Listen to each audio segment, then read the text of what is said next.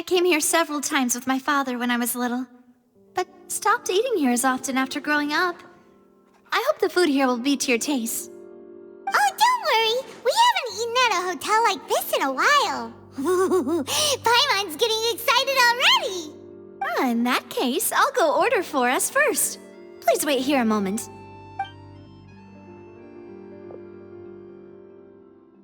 Ooh, everything looks so good. People in Fontaine sure know how to enjoy life. Why, of course. Go ahead, try whatever you like. If the food's good, I'll make a group reservation for the rest of Spina di Rosula next time. And if it's not?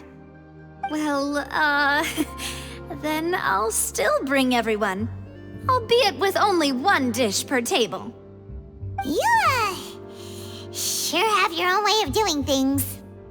Oh, we called this a farewell meal, but we could also treat it like a victory feast, right? We did just win that case after all. Oh, true. Very true. In that case, boss, we'll have another 2 dishes. Huh? Paimon didn't mean that you had to order even more food.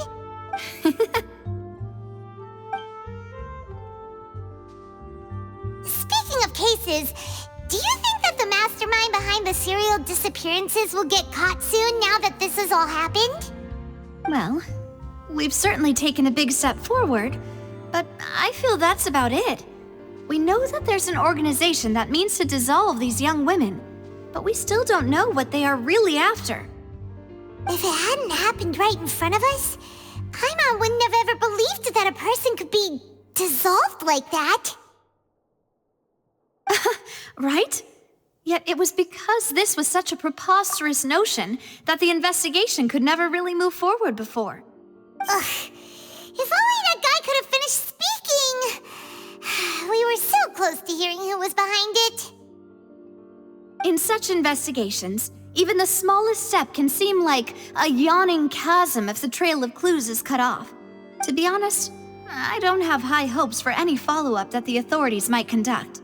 It's not that I don't have faith in their ability, it's just that a different perspective is required in some matters.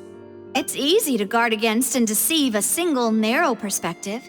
A shift in thinking is required at such times in order to produce a breakthrough, which is exactly why the Spina di Rosula exist. Those highfalutin folk are not all-knowing. That's why we exist, to seep into the cracks where filth falls through, where their watch fails them. That's the kind of problems we solve. Seems Paimon thought things were simpler than they actually are. It's all right. Well, this was supposed to be a farewell meal, so I doubt you have further interest in this business, right? Let's talk about something else. Like, what are your future plans? That's true. We didn't have a chance to speak to her after the trial ended. It didn't really seem like the right time or place to do it anyway. I see. So, your primary objective, which has been foiled so far, was to have a chat with the Hydro Archon. I've heard that there's a long line of people waiting to meet Lady Furina. I suspect you'll be waiting for quite a while, considering that you missed your chance today. Yeah, we've heard that she's super popular here in Fontaine, and that it'll be tough getting any of her time. Well, would you consider some more, unique ways? Perhaps even methods of, let's say, questionable legality? Guess that's Spina di Rosula's boss for you. Chock full of sketchy ideas. Well, what did you have in mind? Well, one way would be to infiltrate a performance troupe at the Opera House, only to abandon your act at the play's climax and ask to speak to her after the performance. I'm sure Lady Furina would be eager to see the ending, and would agree in order to finish watching the play, don't you think? Could you suggest something a little more practical? This plan seems pretty hard to pull off. We'd have to go learn how to act, and acting's really hard. All right, here's another. Find a way to conceal yourselves under her bed. Then wake her up in the dead of night and demand answers. Don't let her go back to sleep until she answers all your questions. I can personally testify that this one works. When I'm sleepy, I'll do anything as long as I can finally get some sleep. That might work, but that's not really the problem. The problem is we don't want to get ourselves arrested. Ah, valid point. I overlooked that part.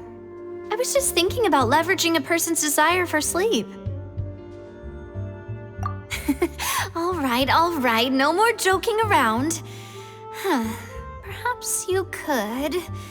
Oh, I don't know. Cut the line when she's on a break. You did defeat her in court, clearing citizens of hers from false accusations. False accusations she had nearly upheld personally. I imagine that she feels quite ashamed about the whole thing.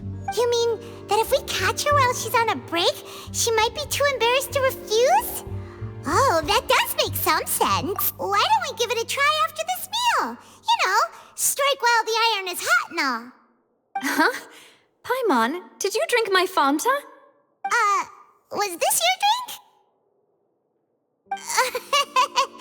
Sorry about that.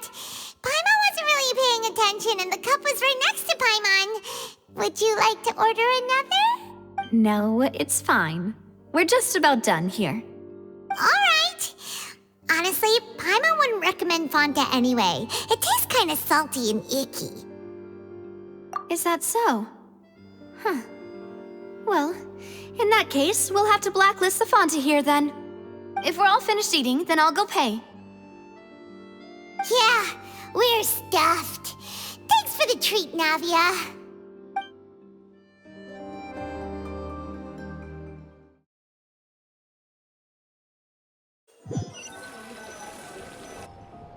Oh, so full.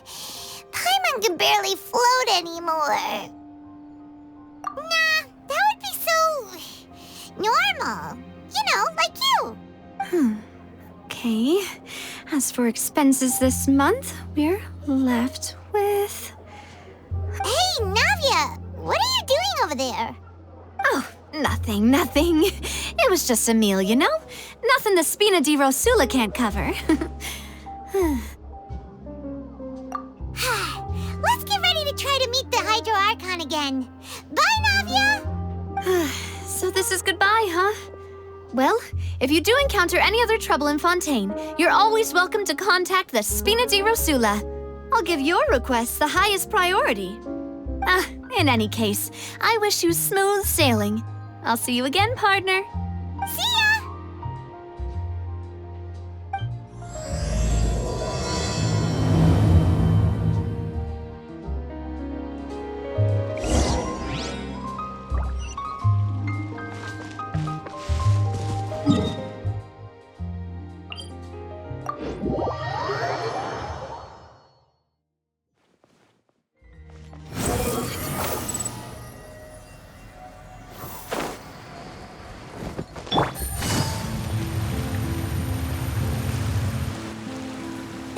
People around anymore. Looks like that boat we took to Araneas might have been the last one. Vache. Looks like we're back here again. Huh? Traveler? Are you hearing voices again? Ugh. That's kind of spooky. Are you sure we don't want to come back in the morning? Vache? Vache. Hey, why are you still walking towards it? There might be something nasty in the water. Huh? Hang on. Paimon can kind of hear a voice. It's calling for Vache, right? Hey, Traveler? Stop walking! Come on, wake up!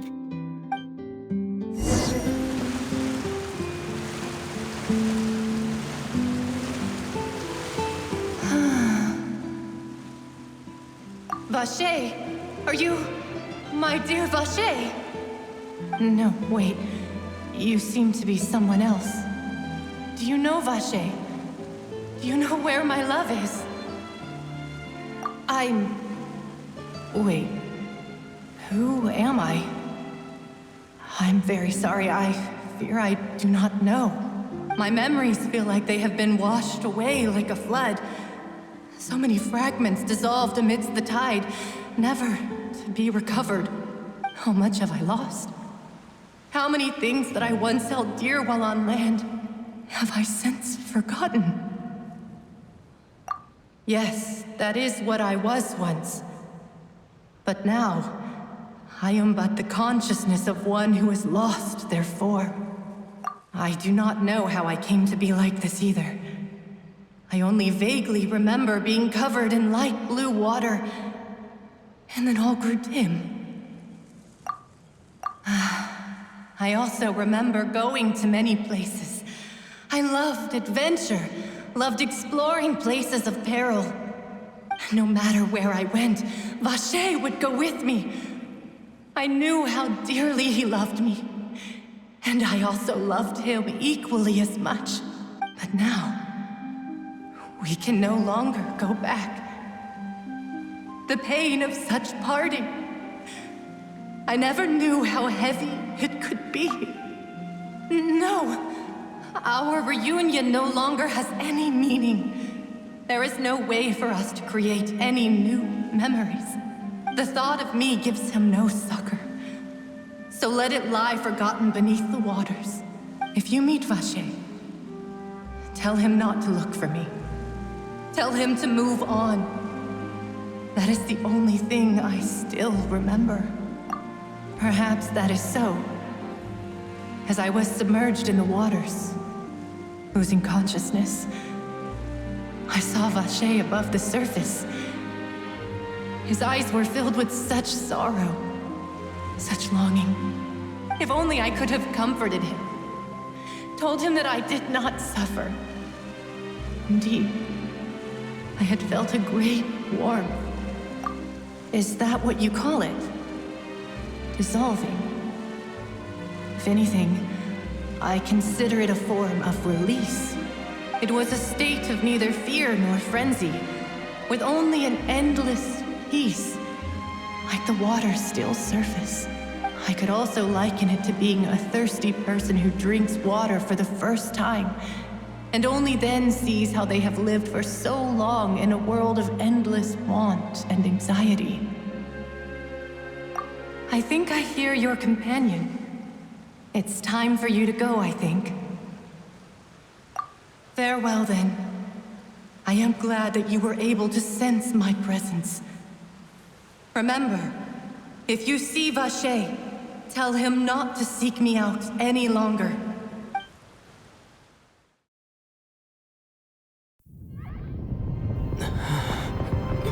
Wake up! Come on, hurry! Navia's outnumbered!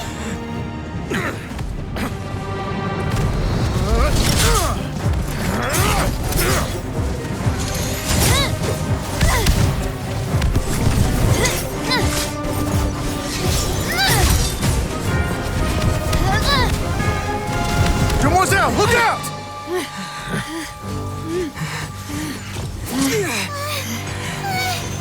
Dear God, it's a whole army of Gardamex.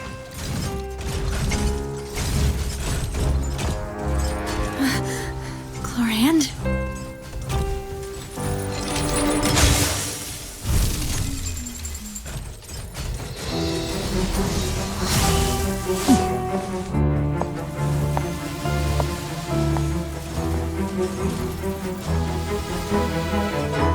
Quick, now's our chance!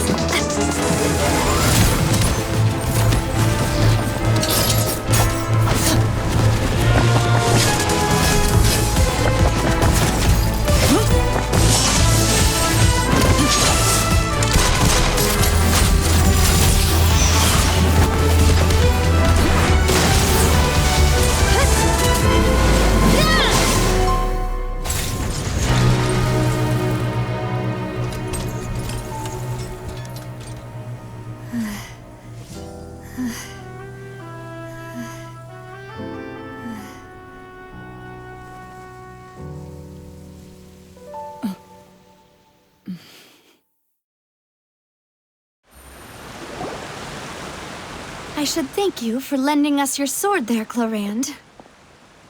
But before I do so, could you explain how you managed to show up here? Followed you. It seemed to me that danger has followed you more closely as of late. I believe that following someone without their knowledge is actually called stalking, is it not? Mr. Callas's last wish was for me to ensure your safety, and I will not betray his trust. He would do the same, were he alive today. Do not speak of my father! Sorry, demoiselle. I was not strong enough. Thank you for your aid, Miss Clorinde, but do keep an eye out for your manner of speech. I believe we all wish to avoid unnecessary emotional harm. Sorry, I did not consider your feelings. Whatever. What else do you know? How did you come to the conclusion that I'd be in grave danger? I doubt I know much more than you, but I believe that the mastermind behind the serial disappearances is very powerful. Your performance tonight will almost certainly attract their attention. I'm sure they've known about me. To be honest, I'm shocked it's taken them this long to act against me. And what about these Gardamex? I thought only those associated with the Maison Gardiennage could control them. None of these mecha have serial numbers. I was sure to check a moment ago. They are not the ones used by the authorities to enforce the law. I can only conclude that some powerful or wealthy party must have obtained them via illegal means, deploying them as a private force of sorts. What? Your point being that they're out of Spina di Rosula's league, then? Yes. Be careful, and do not act rashly. I will continue investigating no matter what. We will bring the truth to light. That's my father's true last wish. Regardless, thank you for your help today, Clorinde.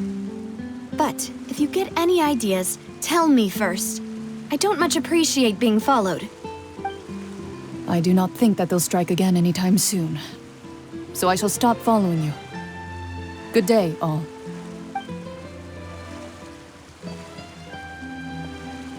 Right. I suppose that's the best news we've gotten today. Demoiselle, I believe that Miss Clorinde was being sincere with you. If we tried, we could attempt to thaw relations a little. I know, she's... Oh, thank goodness! Paimon thought we were done for! Those Gardamex came out of nowhere while you were unconscious, and Navia and her gang saved us! Oh, and there was that champion duelist named Clorinde who came out to save us too! We got lucky there. Paimon probably couldn't have fought them off otherwise. Oh, come now. Forget all that polite talk.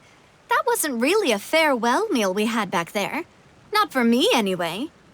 In truth, I hope that every meal we have together shall be a victory feast. As such, we're still partners. There's no need to thank me.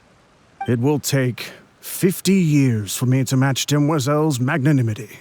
If it were me, I would have joined the Spina di Rosula on account of her goodwill long ago. All right, you two. That's enough. Actually, Navia, how did you know that we were in danger? You sure did show up in the nick of time. Well, to be honest, you're the one who tipped us off, Paimon. Huh? Really? Paimon contributed somehow? Cool, Paimon's even more amazing than she thought! Yes, all thanks to you grabbing my drink by mistake. How did that help? After we parted ways, I was on the way back to one of our bases when I suddenly thought of what you said. That the Fonta tasted kind of salty and icky. Fonta only comes in sweet flavors, so how could it have tasted salty? The color of the drink, if I recall, had also been a bit off. So the Fonta had been spiked with water from the primordial sea? Yes. So if you hadn't drunk that cup for me... Spina di Rosula is preparing the grandest of awards for you as we speak for saving the boss. Huh. Really? I sent people to Hotel de Boer to investigate, but whoever did this left no trace at all. That's when I figured out that you might be in danger and hurried here as quickly as I could. But why would they go after us too? All we did was defend Linny in court and help clear his name. Ugh, now we're caught up in this mess too, aren't we? Well, you did foil a plan that they were probably pretty proud of, and almost got their name in the process. Speaking of which, did anything strange happen when you drank the primordial seawater? Well, it can't be a coincidence that the Traveler fainted just now. He said that he heard that voice calling for Vache again. Oh, and this time Paimon heard it too! But it was real faint.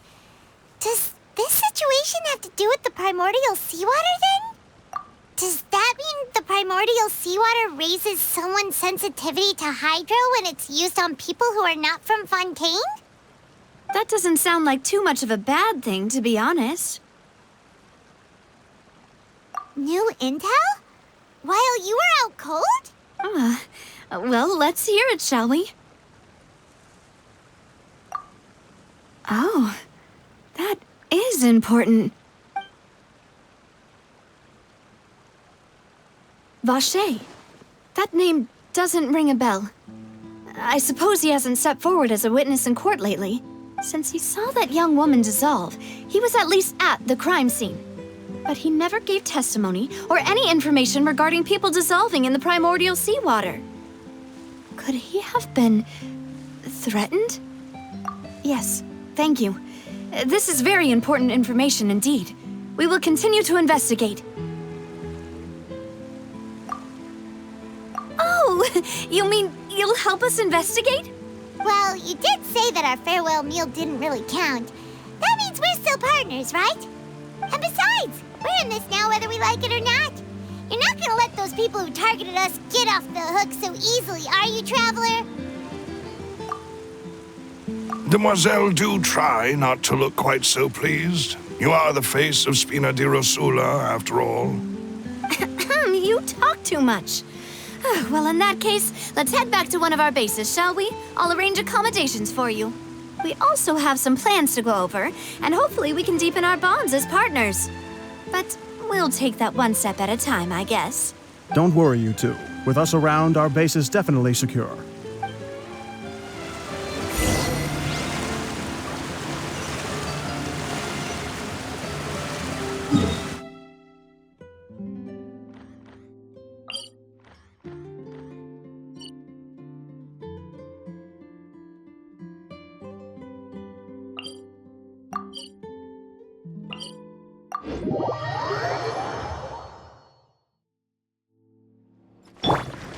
Squall Fury!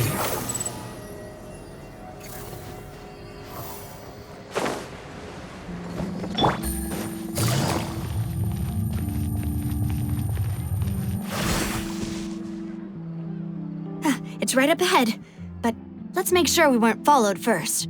I've been keeping watch, Demoiselle. I haven't spotted anyone suspicious thus far. Very good. But let's not let our guard down for now. I shall find rooms for our respected guests. Thank you, Malus. Now, let's continue, Traveler.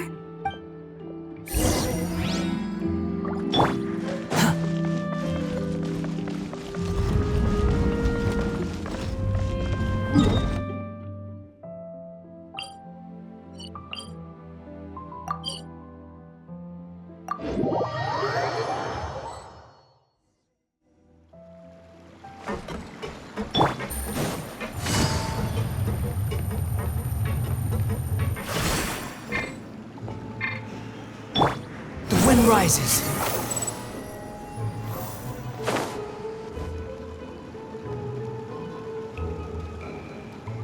So, this is your base? It's not quite what Paimon imagined. Your accommodations have been arranged. Under the present circumstances, I can confidently say it's the best we have. Well, our funds have been a little tight lately. After all, we don't allow illegal or unethical profiteering. In fact, our funds often come from citizenry who support us. Seems like it's tough times for everyone. But if you have the support of the people, that does sound like it's worth it. To be honest, our financial situation was a lot better back when my father was in charge a few years ago. I'm afraid I'm not quite his equal. Your father... He was the previous boss of Spina di Rosula, right? How did he... Demoiselle, if you'll allow me to explain. No. I'll explain it myself. I suppose I couldn't run from this topic forever. And as partners, This is something I hope they can understand. My father's name is Callas. Yes, the same one they call Callas the Unfaithful in the streets. 3 years ago, he was accused of murdering his own friend. But he chose a duel to defend his honor instead of standing trial. He died in the duelist's ring. Oh no. But I do not believe my father was a murderer. I'm sure he was set up. At the time, I believed that if he only stood trial and was duly investigated, something amiss would crop up and prove his innocence. But strangely, he not only requested the duel himself, but rumor has it that even after being seriously injured, to the point where he could be deemed as having lost the duel, he refused to surrender, determined to die in the arena. 3 years later, I still don't understand why he did that. How could he protect his honor if he's dead? If anything, he gave up his chance to defend himself. The closest piece of info I have is that my father had been investigating the serial disappearances case at the time of his death.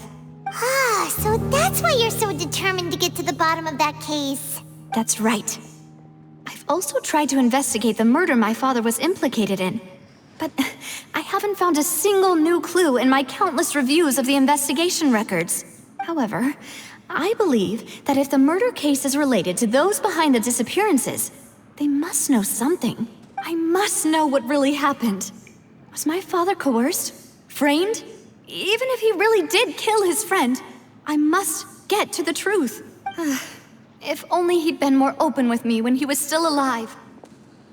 He even hid the fact that my mother died due to complications when giving birth to me. And now, here I am investigating his death. You really are a handful, aren't you, Papa? Demoiselle, please, if there is anything I can do, anything at all. I also will never believe that Master Callas murdered anyone. There are none whom I respect more than the two of you, Demoiselle. Master Callas did so much good in life, yet all it took was one murder case for him to be dubbed Callas the Unfaithful. Even our supporters decreased greatly due to that incident, hence our strained finances at present. Wait, if Callas was such a good man, wouldn't people at least be a little suspicious when he was accused? No. Perhaps people just revel in that kind of drama. It's not something exclusive to people from Fontaine, really. Everyone's like that. People love watching the evil turn over a new leaf, but they also enjoy watching good people fall into an abyss from one slip-up just as much. But how could... never mind. If Callas was really falsely accused, we have to find the truth. He didn't deserve to have that happen to him. There is one other thing. Master Callas's opponent in the duel was Miss Clorinde. Oh, her? Well, then, isn't that as good as saying that she was the one who killed him? Yeah, that's not the sort of thing that you can just let go and move on from. Miss Clorinde has always placed great emphasis on the honorable nature of the duel. If her opponent doesn't yield, she will not stop either. She knew Master Callas beforehand and greatly respected him, but seeing how he was resolute in the arena, there was only ever one choice she could have made. It's not that I don't understand her at all, but I just can't deal with this yet. Don't worry, Navia. Paimon knows how you feel. You don't have to force yourself to do that. Afterward, Miss Clorinde told us that at the start of the duel, Master Callas requested that she ensure Demoiselle Navia's safety. Yes, that is our understanding as well. Oh, Papa. What madness drove you to ask the person who killed you to take care of me? All right, anyway, that's the information I wanted to share with you. Even if it did sound like I was just complaining towards the end. Thanks. You two should go and rest. This was quite a day after all. Yeah, Paimon's beat. Please, relax and get some sleep. We will ensure you rest soundly.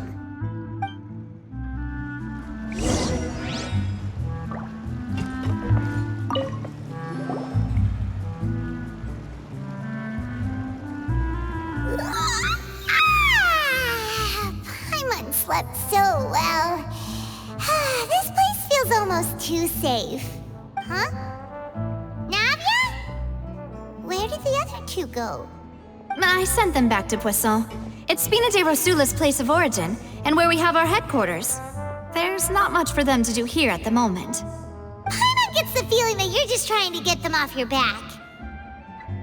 But never mind that. When did you get back? Were you waiting here the whole time? No, I just returned after going out for a while. I did some investigating yesterday regarding the name Vache. Wait, so you didn't sleep at all? How could I after having such critical new evidence appear? Guess Paimon wasn't speaking for everyone just now, huh? Unfortunately, this name seems to have been wiped from existence.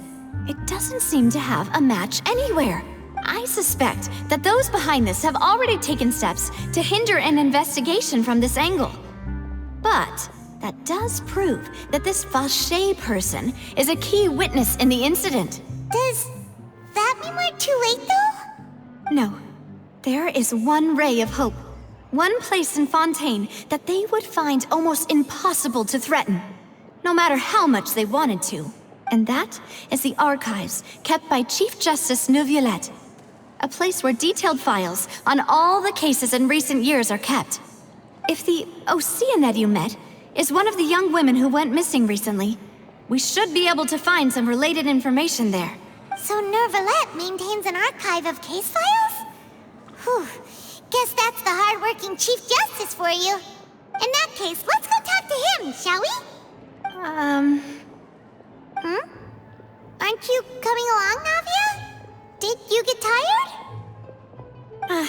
No, it's nothing. Let's go see the Honorable Chief Justice.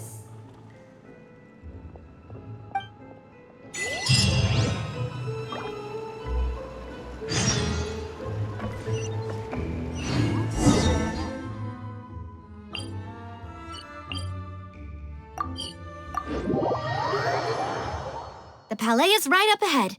Come on.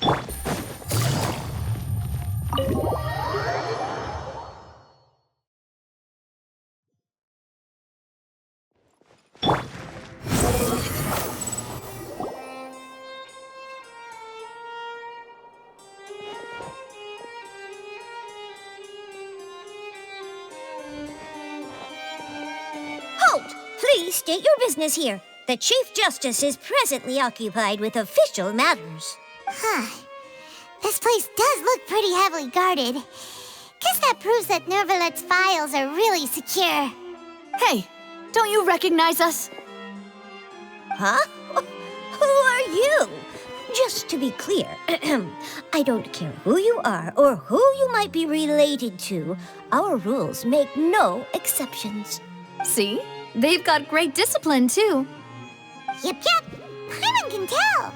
If you're here just to crack jokes, I can point you towards the exit. Unlike some, we're busy, so please leave if you don't have a reason to be here. No.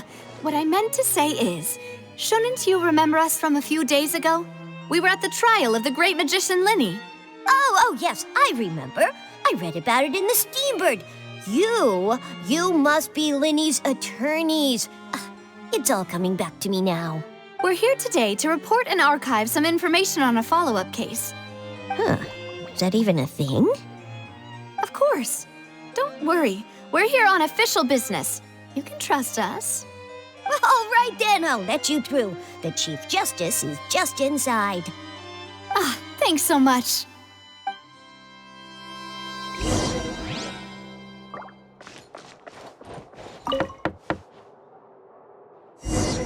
Please come in.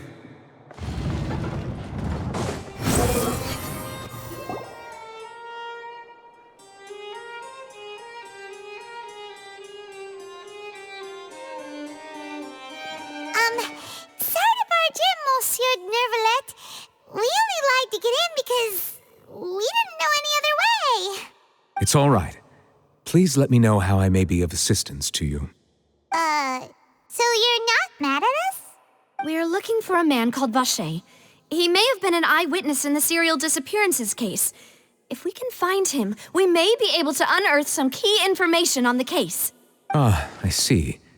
In that case, please wait here a moment while I browse through the files.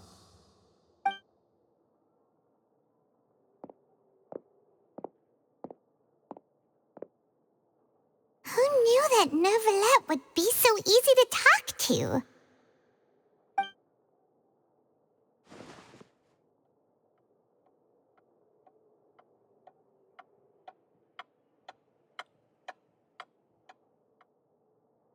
Unfortunately, I'm quite certain that no one by the name of Vacher has been involved in any case, criminal or civil, in the past several years.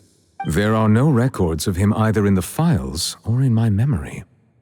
Traveler, what if it was really just a dream? Is that so? All right then. Thank you so much, Monsieur Neuvillette. We'll take our leave now. Ahem.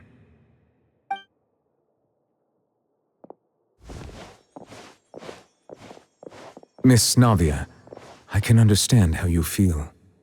Your father, Callas, was a truly exceptional man.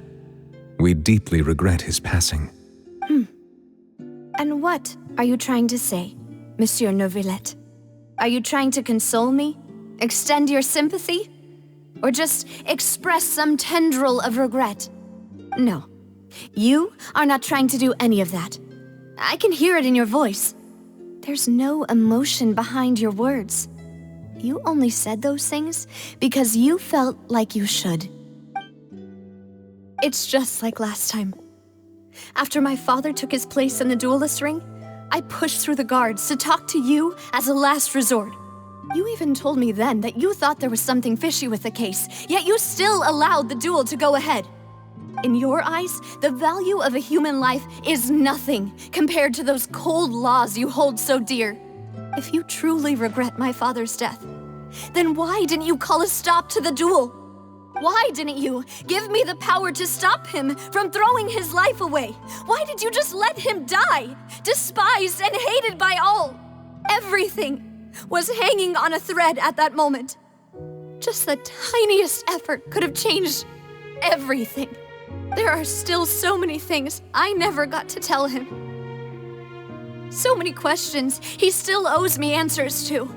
If you really have no heart, then just look me in the eyes.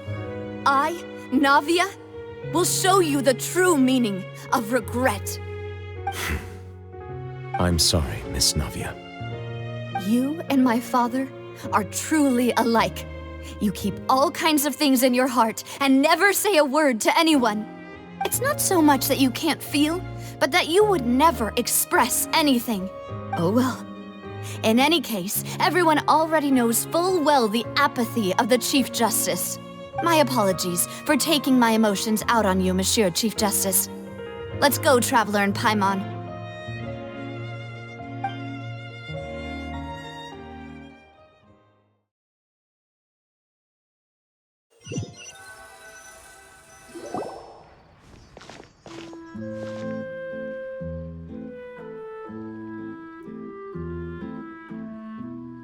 Navia, are you okay? I'm fine. Rain. It's raining. You're right. Wasn't it still sunny when we went into the building? And there shouldn't be any active trials today. How strange. Now that I think of it, on the day my father was convicted of murder, it was also raining. What is it? Did you think of something? Yeah, he was outside. It was uncovered and the rain could fall there. Why? Do you think the rain could have affected the crime scene? That thought has occurred to us before. We've even expanded the search area to try to account for that, but didn't find anything of value. Oh? Wait. You don't mean... So you're saying that the true murderer could have been turned into water and then got washed away with the rain? Yeah. And if that's what had happened, then no one would have believed your dad, even if he explained what he saw to the authorities.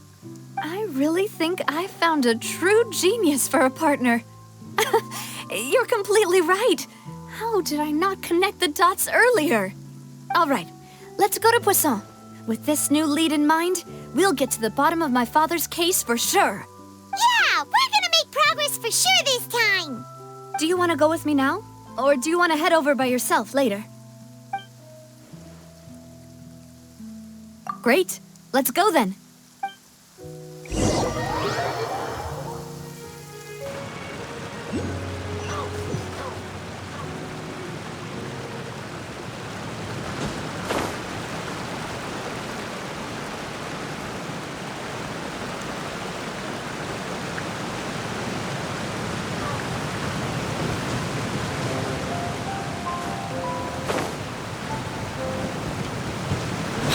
Following me. Whoa! What a huge ship! Why would a ship be anchored at a place like this? There's no need to be so surprised. While it may look like a ship, it's actually Spina di Rosula's headquarters. My father was the one who asked for it to be built like this. Perhaps our taste in exterior design is the only thing we occasionally had in common. A gigantic and glamorous ship embodies discovery, opportunity, ambition, and conquest. It symbolizes Spina di Rosula's bright and limitless future. And Paimon thought you were bluffing when you said Spina di Rosula had a glorious past. Paimon was confused why a group with such a history would live in the sewers. But now that Paimon has seen this ship for herself, she's been convinced. Well, Poisson is where Spina di Rosula began, after all. It's our main base, our home.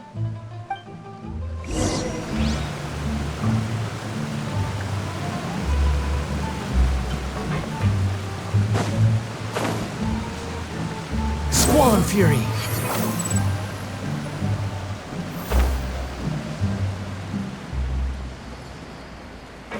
Huh. Behold!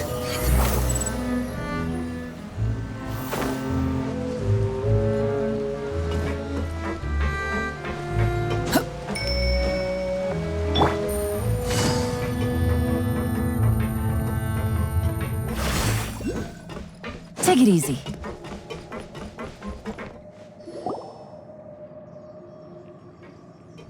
Melus, we're back! Apologies for the wait, demoiselle, and our most important partners. You said before that you still had some business at the court. What brings you back to Poisson so quickly? About that. It's because my partner here reminded me of something really important. You see, what if my father's case had something to do with water from the primordial sea? You still remember, right, Melus? On that night, it was raining? Yes, the case was quite similar to that of Mr. Linney's. Both were what you'd call impossible murders. Could you tell us a bit more about what happened before? Yeah, of course. Many years ago, something called Sinthe began to gain popularity in Poisson.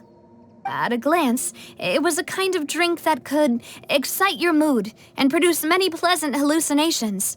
Wait! Didn't that guard guy who turned into water also mention that the primordial water could be used to produce some kind of potion? Yes, he did. Considering what we know now, it's almost certain that Sinthe is created using water from the primordial sea. If you drink Sinthe for an extended amount of time, you'll suffer many side effects, such as losing the ability to focus or control your emotions. And if you were to stop drinking it completely, you'll experience flashes of paranoia and anxiety while lacking energy to do anything. It's an extremely dangerous substance. As he oversaw Poisson, my father was compelled to put a stop to Sinthe abuse and called for a complete ban of it. Boss's uncompromising attitude incurred the Sinthe vendor's wrath, but no matter how much they threatened or bribed him, he refused to yield. Not only that, Boss became determined to find the mastermind behind the Sinthe operation and put an end to the problem once and for all. Yes, but the enemy was very cunning. So he could never get anything out of the dealers, all of whom only sold the stuff and weren't privy to the rest of the operation. Recognizing that, my father decided to contact the dealers in secret and cultivate personal relationships with them. Finally, he was able to convince someone to become his informant. The man's name was Jacques. He felt greatly ashamed about his work after seeing many families destroyed by Sinthe abuse. That night, my father hosted a banquet at his countryside estate. He planned to meet up and exchange information with Jacques over some food. But then, we heard 2 gunshots from the courtyard.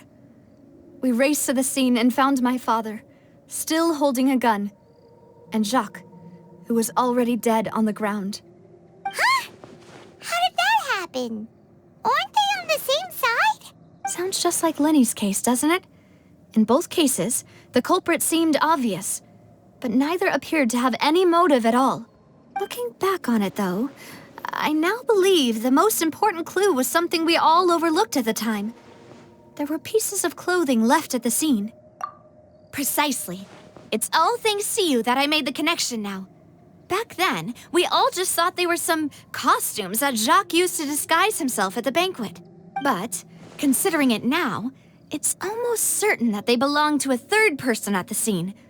With one extra person, we'll also need to reconsider why the 2 shots were fired. You're right. We still don't know what happened. But my intuition tells me that we're on the right track to figuring it all out. I'm finally headed towards the truth. Jacques was an empathetic man who was infinitely remorseful for his past actions. It's unlikely that he turned on Boss with 0 warning. I think this third person is probably the key to the full truth. On that note, however, even though this will not please you, demoiselle, as your and your father's butler, I must still offer a word of warning. Our opponent is insidious and cruel. They are extremely difficult to deal with, and Boss has already lost his life trying to bring them to justice. Even though Spina de Rosula has lost most of its former glory, Poisson has welcomed a new time of peace, and we have been allowed to live out our lives. There is no need to follow your father's path. It would be both wise and in line with Boss's wishes to step back and give up on the case. If that's indeed what he wished for, then he should have told me that himself. Was I not the closest person to him? And yet, I was the one most kept in the dark. What was the point of him dying without sharing any of the secrets he knew? Did he manage to protect anything in the end? Sinthe is still here. Callas the Unfaithful is still his epithet. And Spina di Rosula is barely getting by. Nothing has changed. Did he think I'd just accept his meaningless death and live out my life just as meaninglessly? I've never accepted that. Ever. Not since that day, and certainly not now. I want to find out the real answer for everyone's sake. For the missing girls, for the victims, and for myself. Navia. This is indeed the best moment to act. Your partner appears to be quite reliable, and more importantly, demoiselle, I think you're also ready to take this on. So you do know something else, Malus? Yes, I do. In fact, even before that banquet, Boss already knew of the connection between Sinthe and the serial disappearances case. But what drove all the tensions to the boiling point was the revelation that you, demoiselle, had been selected as the next target to disappear. What? Boss also didn't tell you that he had been diagnosed with a rare illness. The doctors told him that he had no more than 5 years left to live, and the serial disappearances case caused him great anxiety. 5 years was nowhere near enough time to resolve this long-standing conflict, but once he passed away, all the danger would pass on to you. Knowing all of this, he decided to use one final intimidation tactic before his death. He claimed to have already gotten his hands on some key incriminating evidence for the other side, and even told some members of Spina di Rosula about the details. But as long as you remained safe, he would not share the evidence with the public. If something were to happen to you, then he and all those he told would immediately expose all they knew about Sinthe and the disappeared victims. Right, so nobody would be able to get off scot-free. As we've seen, Boss's tactic has worked. Even though Boss has been gone for a long time, the other side has not tried to take Demoiselle's life. No, I don't believe it. He never appeared to look sick to me. No father wants their daughter to see them weak and haggard, especially someone as proud as Boss. To him, dying in a duel and suffering lasting dishonor as the unfaithful was still far preferable than losing face in front of his daughter. So he chose to die in silence, so that he could protect me. I'm afraid you're not understanding this correctly, Demoiselle. What Boss wanted to hand to you was not a parasol, but a sword. If Boss's spirit could hear you telling me that you want to find the answer for the sake of everyone involved, I'm sure he'd be extremely proud. That fool. Couldn't he have just given it to me straight? No. He might have set up everything precisely because he never thought I'd be able to understand him. Is that the amount of confidence he had in me? And what if I was never able to make it to where I am now? Yeah. I suppose that's true. With the way he'd set things up, if I had wanted, I could have just lived out my life without a care in the world. But thankfully, he rarely talked to me about complex matters, and thus understood little of me as a person. In this case, he really didn't need to give me an easy way out. Malus, what was the key evidence that he shared with you? It's the location where Sinthe is produced. Essentially, it's the enemy's headquarters. When he was threatening the enemy, Boss didn't share the specifics of the incriminating evidence he found. But if you want to use it against the enemy, you'll still have to take several things into consideration. Why? If we know where the place is, can't we just go storming in? You mustn't forget that we're fighting against a mysterious and dangerous organization that's been in operation for decades. There's no telling what might be lying in wait at their headquarters. We also have no idea what kind of evidence we may be able to find inside, nor what people we may be able to capture. But a single visit to their headquarters would be tantamount to a formal declaration of war. The worst case would be that we leave empty-handed, but also open ourselves up to full retaliation. Then, in that case, why not work with the Fontaine authorities? Well, you saw one of them dissolve during Mr. Linney's case. We have no idea just how thoroughly they may have been infiltrated. That's true. Seems my father really had no choice. But things are different now. It should be a lot easier to prove the other side's guilt, now that we've connected Sinthe with the disappearances case. You sound like you've put a lot of thought into this, Malus. I am the butler, after all. I live but to serve the boss and Demoiselle's will. I've always been willing to take on any kind of risk for your sake. But considering my relative lack of ability, I've spent my time keeping secrets, performing basic investigations, and waiting for the right time to come. Thank you for all of that, Malus. Have you discovered anything new in the past few years? Let me think. One conclusion I came to is that the enemy must be quite familiar with Spina di Rosula, or at least have an informant planted here. When I announced orders to the organization's members on Demoiselle's behalf, I used to deliberately keep a few people in the dark and observe the reactions of the Sinthe vendors. If the vendors didn't change their plans, then the individuals informed of our orders must be innocent. If the vendors packed up and fled, however, then someone must have given them the news. After several rounds of testing and investigative tracing, I've narrowed the suspect list down to 3 people. The first is Florent, Spina di Rosula's senior advisor. Huh? Florent? Yes, surprising, isn't it?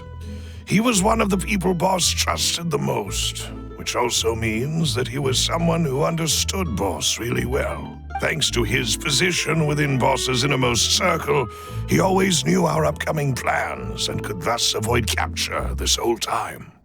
There's someone else like him too. Marcel, the head of Confrérie of Cabrières. Uncle Marcel. It's a guild in Poisson. A boss helped it to grow to its current size and prominence. In the beginning, they were only reselling some daily goods, but now they're one of the richest guilds around with a lot of business connections in the city.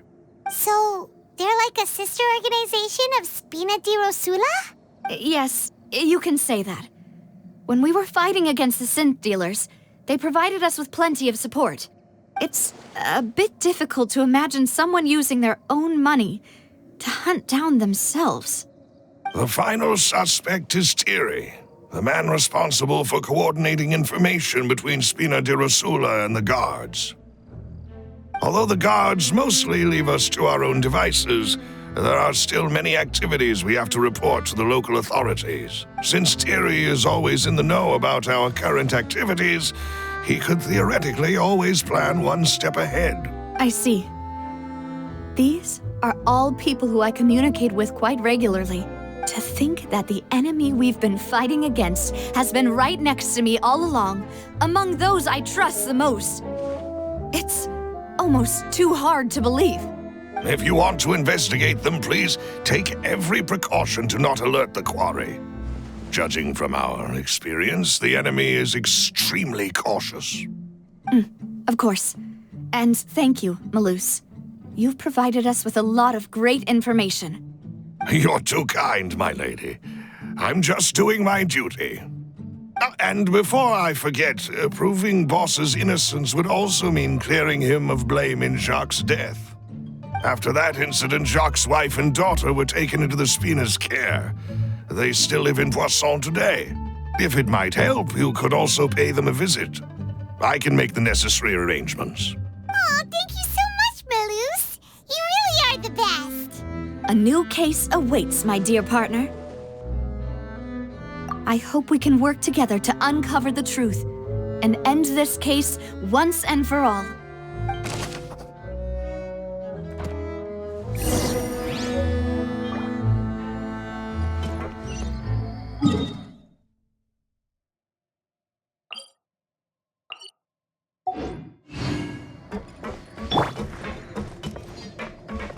The wind rises.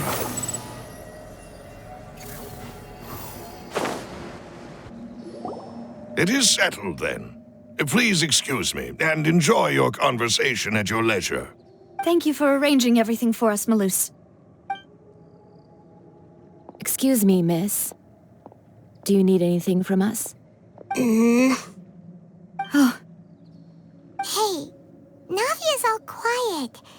This isn't like her at all. I'm sorry that I only came to visit after all this time. After what happened, I didn't know how I was supposed to face the two of you. Ah, if it's about that, there's no need to apologize. After my husband died, Spina di Rosula sent us a lot of mora and support. I understood your guilt and apology to be genuine. But aren't all of those things nothing compared to the loss of Jacques? I can understand the kind of pain that comes with losing a father so needlessly. You don't understand at all.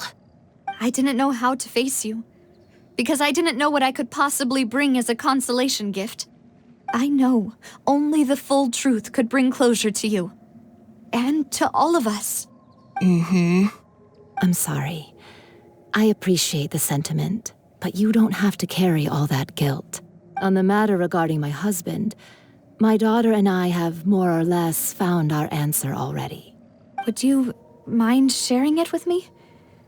I really can't believe that my father could ever bring himself to shoot Jacques. I always knew that my husband's money was earned through others' suffering. He told me countless times that if he could turn back the clock, he would never go into the Sinthe business again. He had many regrets, and felt that he took the idea of providing for his family too literally. For the longest time, he thought mora was everything. So when Mr. Callas came to him with a proposal, he accepted it almost immediately. He tried to be as careful as he could, but even so, he was still found out by the higher-ups. They found out about his betrayal? Papa didn't say that exactly, but Papa did tell me that I should never be ungrateful. Before he left that day, he told me that he had no choice. It was only later that I realized it was his final farewell to the two of us. I don't know that for sure, but you could say that's the conclusion I eventually came to. Which is why I'm the one who should feel guilty. Callas had always taken great care of us, both when he was still alive and after he passed away. Even if he fired the shot that killed my husband, it was likely in self-defense. It is impossible for me to hate him for what he had done. But Mama, why is Papa still the bad guy if he did the right thing? Papa always wanted to be a good man, so why did he have to do a bad thing in the end? Well, things aren't always as they seem. You still feel like your papa was a good man, right? Yeah, Papa was a really good man. The best in the whole world. Then you should hold on to that. If a good man had to do a bad thing, then he must have had his reasons. Regardless of whether he left you a parasol or a sword. He must have done so to give you a better life. Oh. Thank you for everything you've told me. I will definitely find the truth. The current state of things is not something I'm willing to just sit back and accept. Thank you. I'm very grateful to hear this from you. Even though your personality is quite different from your father's, your determination when you speak is really similar. You really think so? That's the first time anyone said that to me.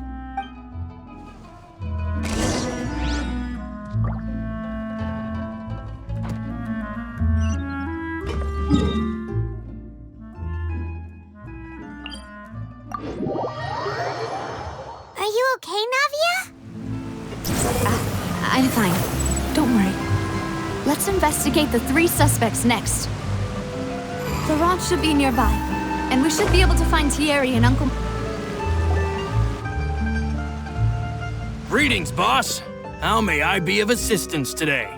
I'm sure you've heard about what happened at the Opera House. Someone got turned into water right in front of us. Yeah, I've heard. With something that dramatic, I'm sure journalists will milk it for all it's worth. And it'll be all the talk for the next several weeks. It also reminded me, on the day that the incident happened with my father, it was raining outside, and we found some clothes left at the scene. After my partner here put the dots together for me, I feel like we should try to reopen his case. Can you do me a favor and try to recall what happened that night? Let me think. Mr. Callas was feeling pretty upbeat that day. So he was drinking and bantering away with us at the table. After that, he told us that he wanted to go get some fresh air. So we let him go without thinking much of it. Who knew that we would hear 2 gunshots ring out right after? My first reaction was that Mr. Callas's life was in danger. So I grabbed my holster and made a mad dash toward the scene. But when I got there, it was already too late. Mr. Callas was standing over a dead body with a gun in his hands. All we could do was look back and forth at each other, not knowing what to say. So you also remember 2 gunshots then? Indeed. The guard said that the first shot didn't hit anyone, while the second killed Jacques. But I've never really bought that explanation. Reason being, Mr. Callas had left his gun on the table. I even made sure to confirm that before running to the scene. But according to the guards, that doesn't mean he couldn't have had other guns on his person. About the clothes left at the scene that you mentioned, do you think there was a third person there who was turned into water? At least from our perspective, my father had no reason to kill. So he would also have no reason to bring an extra gun with him. The gun he was holding probably belonged to Jacques, or a third person on the scene. Yeah, that makes a lot of sense. So you're saying Mr. Callas ended up with the gun because he seized it from one of the other guys? But hold on. If that's what had happened, then why didn't he share the truth with any of us? He didn't even want to face the Oratrice machine, and chose instead to prove his honor in a duel. Did he lose all faith in the courts after seeing someone dissolve right in front of his eyes? About that, Malouse told me a thing or two. So, I think I can understand why he committed to the duel. I'll tell you everything once the whole truth has been revealed. I understand. Then I'll leave Mr. Callas's honor in your hands, boss. And if I may just say one more thing. The whole Callas the Unfaithful epithet has been a thorn in my side since the day it was invented. Many people have laughed at me for still calling him Mr. Callas, even after so many years have passed. But it was Mr. Callas's trust that allowed me to rise through the ranks of Spina di Rosula and live the life I lead today, no matter what others might say. He'll always be the man I respect the most, and he'll always be my boss. Don't worry. I will definitely find the truth. You and all our other comrades at the Spina deserve to know the truth as well.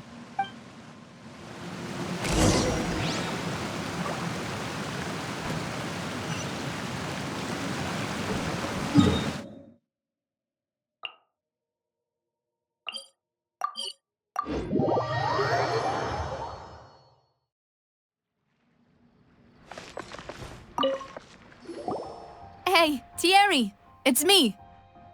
Oh, now, what brings you here, Miss Navia? I've heard that you made quite the name for yourself at the Opera House. Oh, so you've caught news of that already. Oh, okay. Hey, I'm also a member of the Guards, you know. The way you make it sound, people would think I was sent off to Poisson because I had done something wrong. Are you sure there isn't a little bit of truth in that? Under normal circumstances, shouldn't you have been called back to the city already? I mean, where I work is really up to me. Let's just say I enjoy the ambiance of Poisson.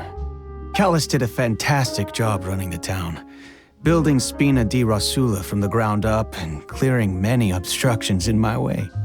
It would be next to impossible for me to find a similarly easy but high-paying job in the city. Anyway, enough chit-chat. Are these two friends of yours? You, here for some formal business? Yes. These two are my partners. What happened at the Opera House made us realize that Linny's case and my father's may be related. We're trying to reinvestigate the details of my father's old case. Ah, I get it. You think there might be more to the case now that we know people can be dissolved into water, right? I was also flabbergasted when I first heard of it. If you want to go through the original files from your father's case, I can help you look for them. That'd be much appreciated. Thank you. Actually, I have another question. Do you have the authority to dispatch Gardamex? Of course. Without them, I couldn't possibly handle Poisson on my own. Why do you ask? We definitely can't use them to forcefully get more evidence for your father's case.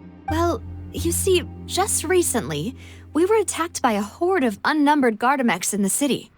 So, if you hypothetically wanted to do something against me, all you would need to do is get rid of the mecha serial numbers and send them after me. Then you think too highly of my abilities. Dispatching mecha is very different from controlling them. If I had to make an analogy, when you order a dish, the chef will make it for you. You can ask the chef to cook, but not to massage your shoulders or carry your baggage. If you try to make unreasonable demands, the chef would just think you're out of your mind and ignore you completely. The same goes for me and my Gardamex. Removing a serial number is also not as easy as you might think. There are a lot of complex steps to it, and it's almost impossible to keep it a secret. So I can promise you, those mecha were definitely private units. They're certainly not cheap. So whoever their owner is must be super rich, powerful, or both. Now that you mention it, though, being in the synth business would definitely be profitable enough to afford this. Oh, then you're officially in the clear, Thierry. Oh, well, thank you for the vote of confidence, Navia. Jokes aside, I'd like to wish you all the best with your investigation. I'll be staying in the city for a little while, so Just come find me if you need any support from the guards.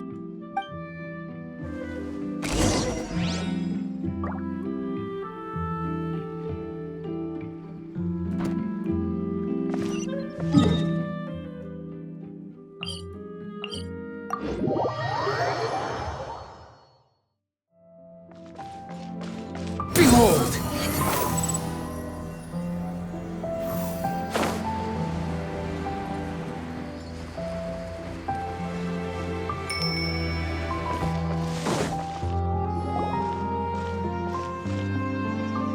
Hello. How may I help you? I'm here to see Marcel. Could you please let him know? You can just say Navia's looking for him. Sure. I will let him know right away.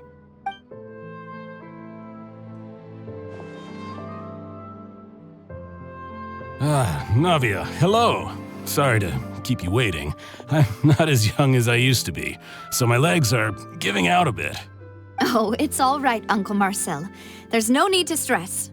I just wanted to talk to you briefly about what happened in the Opera House. I'm sure you saw everything too, right? Yes, I've never seen anything so strange. Oh, you were at the Opera House too? That's right. I went there with Navia to see the magic show. Who knew it would turn into a whole murder mystery? I also witnessed your marvelous sleuthing work. Quite impressive. To beat the Hydro Archon at her own game on her own turf, I can already imagine everyone in Fontaine discussing your exploits over a few glasses of wine. Oh, Paimon doesn't want to become the talk of drunkards. Apologies. It's just how Fontaine is as a nation. Everyone loves drama and theatrics. Uncle Marcel, you've also noticed that other thing, right? The fact that humans can dissolve in water? Yes, I was reminded of your father's case right away. Is that what you're investigating now? Exactly. I still don't have much solid proof, but I can sense that the other side has already begun to act. Oh, and what makes you say that? We were attacked on Araneus by some unnumbered Gardamex. And there was also an attempt to get me to drink water from the primordial sea. If not for the vigilance of my partner, I probably wouldn't even be here talking to you right now. Oh, you're giving us too much credit. Wasn't it you who protected us? Alas, it seems things are heating up again. The peace that Callas sought so dearly will soon become a thing of the past. But rest assured, Navia, Poisson will always remain a safe haven for you. If you're scared, you can always return there. If anyone dares to lay their hands on you there, the Confrérie of Cabrières will use its funds to the last Mora to bring them to justice. Thank you, Uncle Marcel. But I don't intend to go into hiding. I'm going to strike while the iron's hot. Do you have any new thoughts on my father's case? About that. Sorry, my age is catching up with me, so it'll take me a while to recall my memory. The Confrérie was responsible for that banquet, so I was out and about the whole time making sure things were running smoothly. I didn't even have the time to drink with the guests. Then I heard the sound of a gunshot, and the rest was history. Oh, it's okay. No need to push yourself. We'll ask around some more, see if there are any valuable clues elsewhere. Sounds good. Just let me know if you ever need Mora. All my wealth comes from Callas' patronage and support. I'll spend however much it takes to clear his name.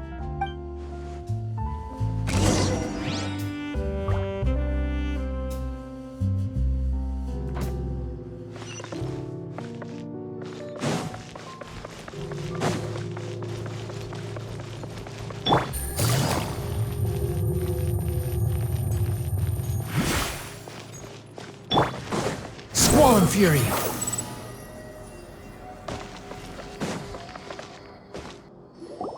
We've talked to all three suspects, purely based on their conversations with me.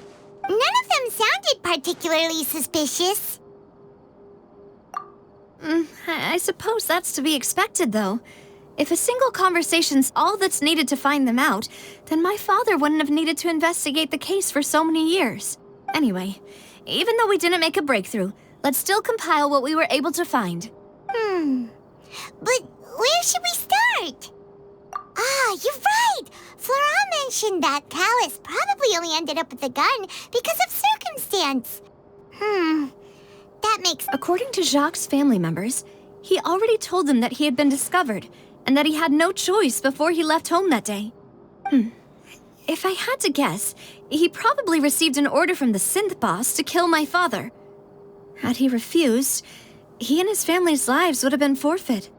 So, Jacques fired the first shot?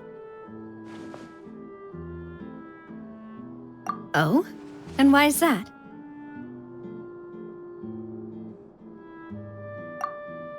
Ooh, that's a good point. Jacques probably already knew that he was just being used as a tool for murder. And once he had completed his mission, he'd be of no more use to his boss. Huh. So, what would make more sense from his perspective would be to turn his back on the Order and seek protection from my father. Makes sense. But without evidence, that's still just a theory. Besides Jacques, the attack from the Gardamex has been bothering me quite a bit as well. It's obvious that our enemy has become more antsy after the secret of the primordial seawater was revealed. Do you think he knew, even then, that we'd follow this lead to the end? Given everything that's happened since, it's quite possible. But who among the 3 suspects would have the ability to control privately owned Gardamex? Uncle Marcel?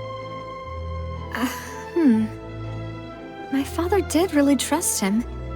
And they worked together on a large number of projects. Maybe that's how he got to know Jacques. And with funds from the Confrérie, he could also afford a large number of Gardamex. It's still really hard for me to imagine, though. After all, Uncle Marcel has been around since I was just a child. Also, wouldn't this mean he has been spending a whole lot of mora and energy to fight his own Sinthe business?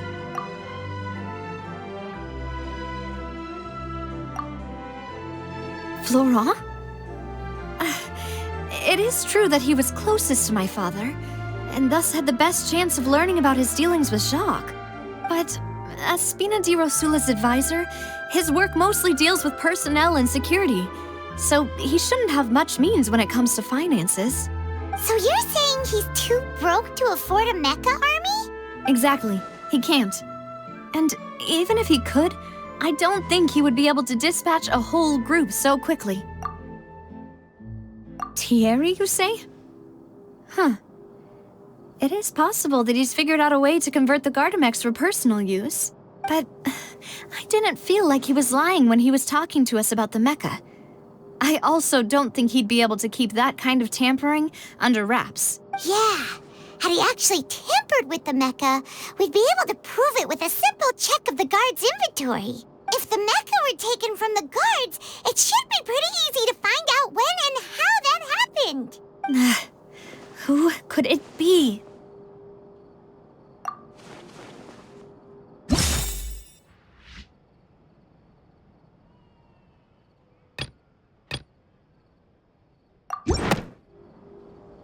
You know, if you think everything through, Uncle Marcel is indeed the most suspicious of them all. Could we be missing other suspects? Malus didn't know about the people turning into water thing when he narrowed it down to these 3, did he? Malus has always been very reliable, and his judgment of others' trustworthiness has been fair and well considered. When he laid out his case for the 3, the rationale he gave me made a lot of sense as well.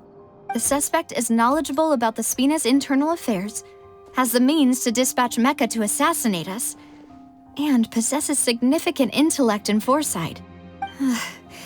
Even if I don't want to believe it, I'm starting to see how things could all tie back to Uncle Marcel.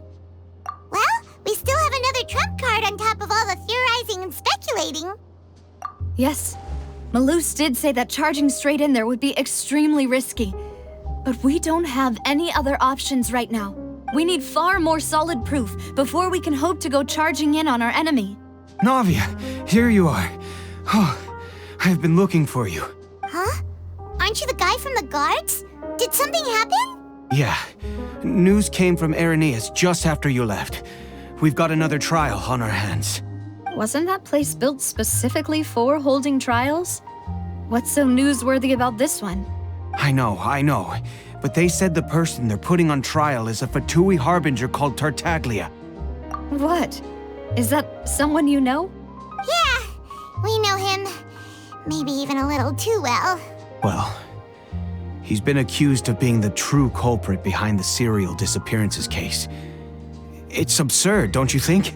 Wait, how? None of our investigations have had anything to do with him. That's what I thought was strange about it, so I came to tell you the news right away. If the charge against him stands, then it'll be next to impossible to get the guards to support any of our planned investigations. Right, because they'll think they've already found the culprit. Yeah, and it'll be a lot harder then to clear Mr. Callas's name. I understand. Well, partner, what do you think we should do? We still haven't found any conclusive evidence. Huh? Split up? What do you mean? Just as expected of my partner. Since this is a trial about the serial disappearances case, the culprit's attention will be focused on Irenaeus, leaving his home base wide open. You're right. This is our best opportunity. All right then, let's do this.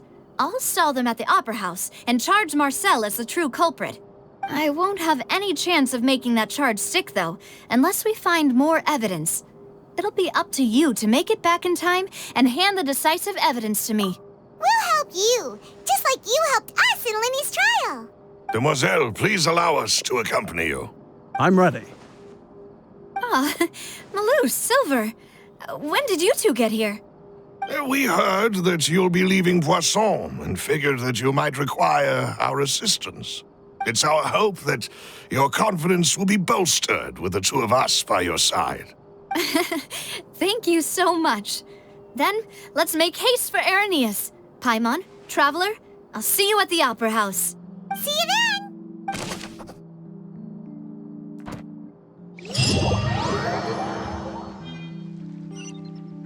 Now that Navia has set out for Irenaeus, we should also get going. The location has already been marked on the map, so let's head over. According to Malusa's info, the Sinthe production base is underwater. Let's go and try to find the entrance.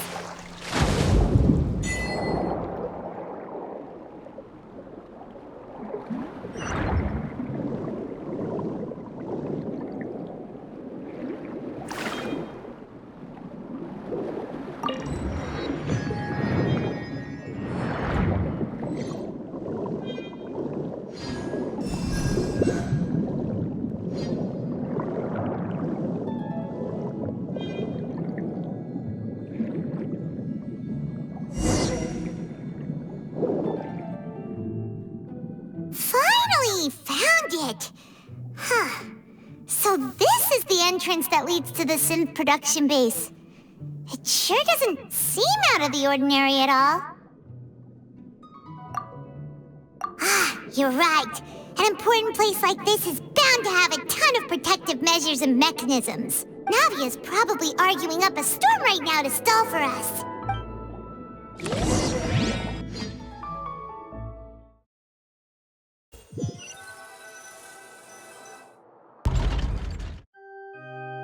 It would appear that I must repeat my question again, Mr. Tartaglia. Do you accept the charge that you are the true culprit behind the serial disappearances case? To be perfectly honest, I don't understand your country's complicated court system, or the reason why I'm being charged with something I've never even heard of. However, I did hear that people who have been charged can choose to participate in a duel to clear their name. Is that right? In which case, as long as I accept the charge, I can have an all-out fight with that champion duelist Clorinde, right? I've got to admit, that's one of the most enticing offers I've ever received. When I privately sparred with her last time, she was obviously holding back. Real disappointing. Hey! Don't you understand? You're currently the prime suspect for a major case. This isn't the place for you to be looking for fights. Oh? Sounds like the Hydro Archon wants to lecture me on the ways of the Opera House. Then why don't you duel me too? I'm the kind of student that learns best in the heat of battle.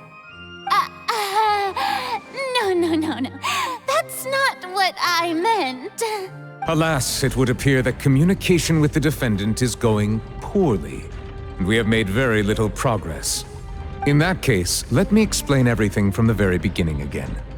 The goal of this trial is to determine the culprit behind the serial disappearances case. That case had nothing to do with him! You've got the wrong man! Huh? What's going on? Why is she interjecting again? I told you it couldn't be one of the Fatui harbingers. Miss Navia, this is the second time you've interrupted the court proceedings. I only tolerated your behavior last time because you were able to provide the court with a key eyewitness. But that was an exception rather than standard court protocol. I can very well charge you with contempt of court for your interjections. Oh, please. Did you ever think I had any respect for this place's pointless theatrics? We can put that discussion aside for now. I'm not here to argue with you. I'm here to charge the true culprit behind the serial disappearances case. And if my charges prove true, then Tartaglia here will be proven innocent by default, correct? Oh, a young lady has charged in and offered to clear my name. How fascinating. Well, I'd gotten half bored to death by all these rules and procedures anyway, so I'll take you up on that offer. So, Your Honor, is there nothing else for me to do now? You may take a seat for now in the audience, but that doesn't mean the suspicions against you have been lifted.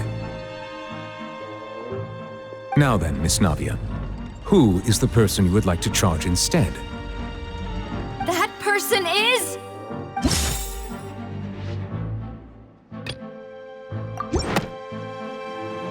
Marcel, the head of Confrérie of Cabrières!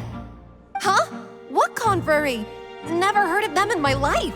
I've heard of them, but weren't they Spina di Rosula's sister organization?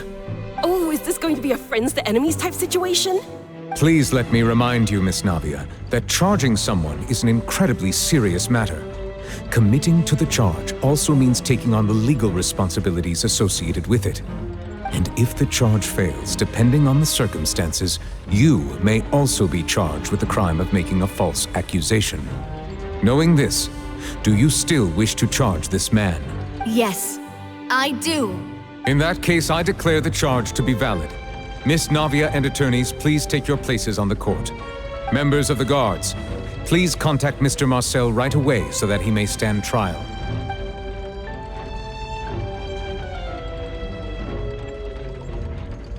Mr. Marcel, you will not require an attorney.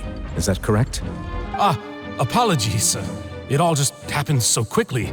I still haven't figured out what's going on. I think an attorney won't be necessary. This is probably just a misunderstanding between me and Navia. Very well. In that case, since both sides have now arrived, Miss Navia, please present your charges. I would like to take everyone back to 3 years ago, to the case of Callas the Unfaithful. Only through elucidating what really happened in that case can we connect all the dots for the serial disappearances case. Navia, do you really think that I was the one who killed your father? Come on, why would I do that? Callas was my benefactor, and remember, both you and I only ran to the scene when we heard the sound of a gun. If that's enough to make me a suspect, wouldn't that make everyone at that banquet a suspect as well? I think there's no point in getting into the specifics right now. The audience doesn't even have the big picture yet. Even I'm struggling to remember some details of that case. Exactly correct, Your Honor. I must refresh everyone's memory about that case before I can explain my charge and reasoning. I see. In which case, I will recount the findings about that case as originally recorded by Maison Gardiennage.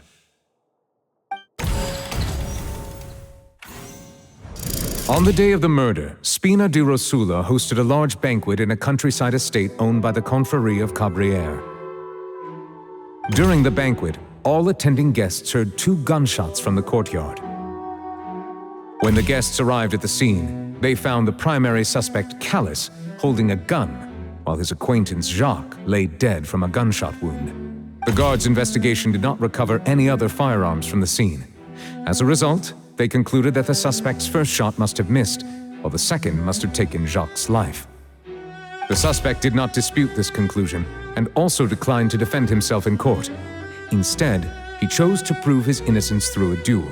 Callas was defeated by champion duelist Clorinde in the ensuing duel, and soon succumbed to the injuries. These are the known facts about the case.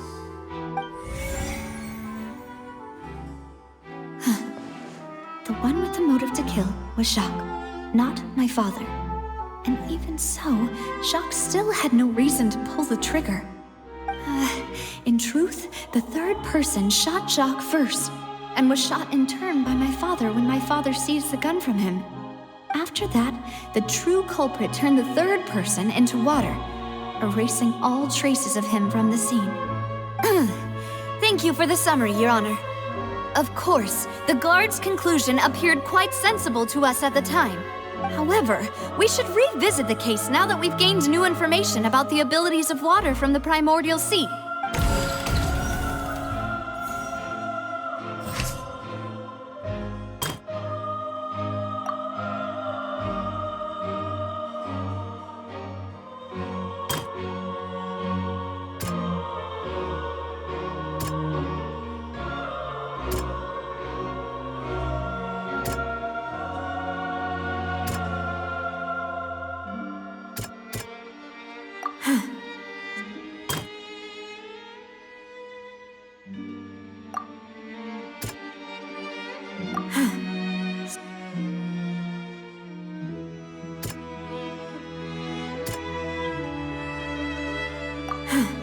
Something...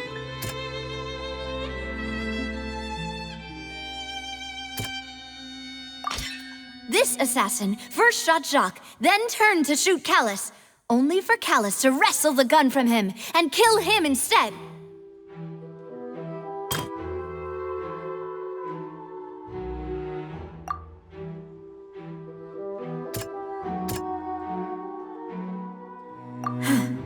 Something...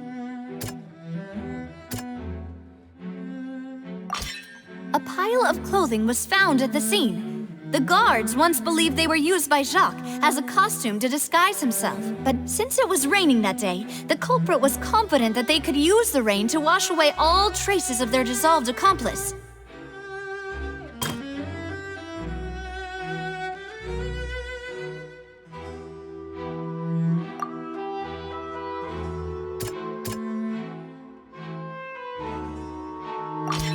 The testimony of the victim's family confirms that Jacques had thoughts of assassinating Callas when he set out for the banquet. However, in the end, he reconsidered and instead shared everything with Callas, hoping to seek the latter's protection.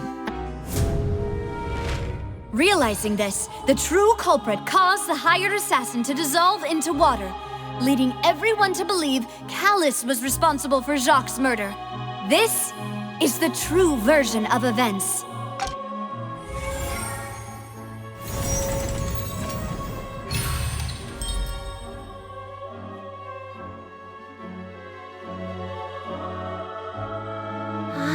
That's what happened. Wait, you're telling me something as dangerous as water from the primordial sea has been used for all these years? What a great theory. It also explains Callas's and Jacques' respective motives. I guess they didn't shoot each other after all. Mr. Marcel, you are the one being charged with the crime. You should provide a rebuttal if you wish to prove your innocence. Ah, but I think I agree with everything Navia just said. In fact, there was nothing in her speech that directly implicated me. Then, may I ask some questions? In my opinion, we primarily need to determine two things. One, do you have the evidence to back up your claims? I'm afraid not. At least not at this very moment. Boo! If you don't have any evidence, you should just go home! I may not have the evidence with me, but I know where I could go to collect it. If we look up the deserted clothes against a record of people who went missing around the same time, we should be able to find a match. Considering the serial disappearances case, the guards probably kept careful records of all missing persons from around that time, regardless of age or gender. That makes sense to me. Monsieur Neuvillette, I would consider this to be a reasonable investigative direction. Why do I feel like Furina's acting a little differently today? Maybe she's scared of embarrassing herself again? Alternatively, she's become more diligent after charging an innocent citizen in the last trial. My second question has to do with the ensuing duel. If the truth is indeed as you described, then why didn't Mr. Callas explain himself in court? If he had testified that a person had been dissolved, he could have at least mounted a defense. I've thought about this too, and the answer is actually pretty simple. He felt there were things that were more important to him. The dissolving power of water from the primordial sea is an important secret for the true culprit of the serial disappearances case. My father could have exposed it for all to see, but he chose to take it to the grave. At that time, Spina di Rosula was in dire straits, and his reputation had already been shattered. He had no guarantee that going forward with the truth would allow the culprit to be brought to justice. What was certain, however, was that it would paint a gigantic target on my back. Boss once told me that Demoiselle had already been selected as the next target of the serial disappearances case. What? If the secret had gotten out, the culprit would have fought an all-out war with Espina right there and then. I wouldn't have been the only one in danger. All of us would have stood to lose our lives. Of course, the guards might eventually figure out the truth of the matter and determine that we were in the right. But what good would that do? How can a hollow verdict protect anyone? Had this opera house ever given my father any kind of confidence in its brand of justice, Spina di Rosula would have had no reason to exist. But by staying silent, we retained the ability to deter our opponents and continue the stalemate. I was able to become Spina di Rosula's president, which made me harder to target, as well as giving me more time to grow and learn. And once I have figured out the truth and stepped up to the challenge, I will do what this opera house cannot, and restore my father's truth and honor back to him. So, you mean to say, your father intended to die in the duelist's ring? That's right. Do you have any proof? Of course. All you need is to ask his opponent, Clorinde. I don't need your apology, your guilt, or your support from the shadows. You don't have to do anything for my sake. But since he entrusted his will to you, Clorinde, you should tell us the truth about his sacrifice. So, during the duel, did you believe that Callas was intending to die? Yes, I did. As a champion duelist, I've fought many battles and taken a countless number of dishonored lives. In my line of work, I've seen all kinds of people give their all for the faintest hope to continue living. Some were determined, others passionate, and some even manic and twisted. Just one look and I can tell if a duelist is hoping to live or if they're looking to die. I hereby swear on my name and honor as a champion duelist that Mr. Callas never intended to leave the ring alive. Since that's your testimony, I have no more questions. It appears there really are good grounds to reopen this case. I concur. However, Miss Navia, you still have not explained the link between your father's case and the serial disappearances case. Right? What she said was fascinating, but kind of beside the point. Wait, weren't they just talking about the serial disappearances case? Of course, Your Honor. The two cases are connected via a matter of timing. In my father's case, the culprit intended to kill both Jacques and Callas. As a result, they planned to act after hearing 2 gunshots.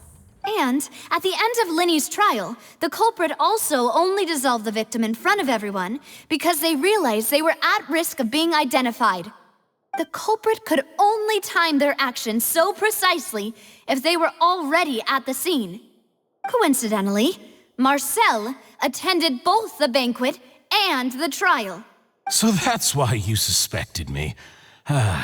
Even after hearing your reasoning, I still can't help but find it a little preposterous. I'm used to it, though. You've always been an impulsive and sentimental child, Navia. It's one of your most endearing traits. No need to appeal to pathos. I won't try to refute your points one by one, but even if everything you just said was true, can you prove that I was the only person present at both events? On top of that, does a person have to be physically present to control the timing? Can't someone remotely monitor the place? Don't know what she can say to that. I know that even with that, you might still think you can reduce the list of suspects with some further investigations, until I'm the only one left on the list. Alas, who won't feel at least a little hurt by an accusation of murder from a girl you see as your own daughter? But if I were to dismiss this completely, you'd also think I'm not being considerate of your feelings. Ah well, let Uncle Marcel teach you another lesson. Do you know what the biggest flaw in your reasoning is? I suppose you're gonna tell me anyways. It's timing again. I'm a businessman by trade. From that standpoint, there's no reason for me to kidnap young women. It's a high-risk action with nothing to gain. In addition, I left my home in Snezhnaya when I was young to come to Poisson and work in some trade. My business only thrived when I received Callas's patronage. But the disappearances began before I ever stepped foot in Fontaine. I do apologize, Demoiselle. This was my mistake. No, it's not your fault. I'm sure he had come prepared. Is there anything else you'd like to say? Would you like to check the date of my first business license against the first known case of the serial disappearances? You can also take a look at my border entry records, or ask my friends and family when I left Snezhnaya for the first time. Could those records and testimonies do something to appease the unspeakable anguish in your heart? Seems like she got the wrong guy. At this rate, Navia will be convicted for falsely accusing him. I think you've done a superb job of dissecting your father's feelings as he neared the end of his life. But aren't you going against all of his wishes and expectations right now? He wished for you to become more rational, collected, and conscientious, instead of dwelling only on your own feelings. Once you've learned to be more considerate of others' feelings, and to stop rushing headlong into things, you'd have met most of his expectations. This isn't just about me, and it never has been. The biggest difference between me and the rest of the victims is that I still have the ability to search for the truth. While that same agency has long been taken from them, the people whose families were destroyed by Sinthe abuse, the people who lost their loved ones to the serial disappearances, and the people who suffered tragic ends due to their sense of justice. Many people's images are flashing before my eyes. I'm sure some are coming to those of you in the audience as well. And whose image do you see, Marcel? Is it a man named Vacher? Oh, so you do know that name. I'm merely surprised you'd suddenly say the name of someone I've never even heard of. I was waiting for you to say that.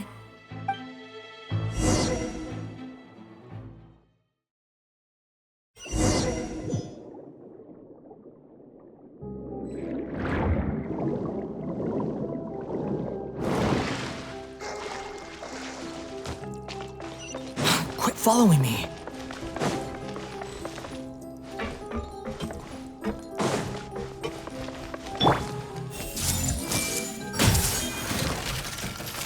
The Temple of Wisdom! Dissipate!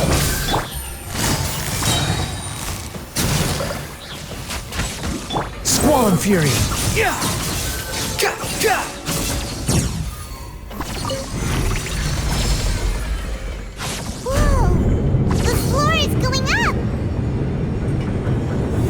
Is it because of this mechanism in the middle? That guy really prepared a lot of stuff for this place.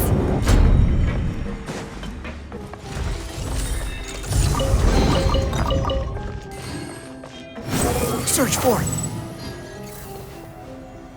Paimon thinks we need to go up, but Paimon doesn't see a way. Let's take a look around. Maybe we'll find a hidden mechanism that'll show us the way up.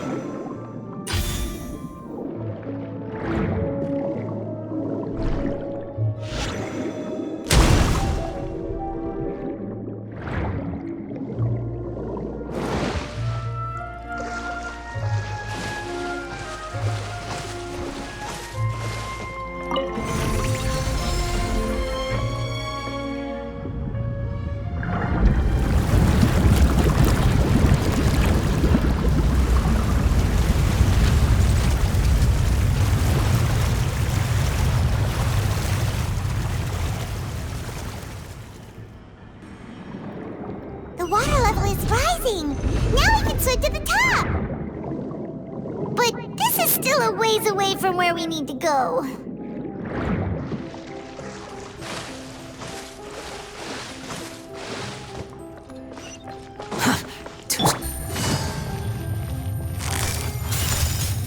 Busted. I see everything. Stand with me. Game's up. Fun's over.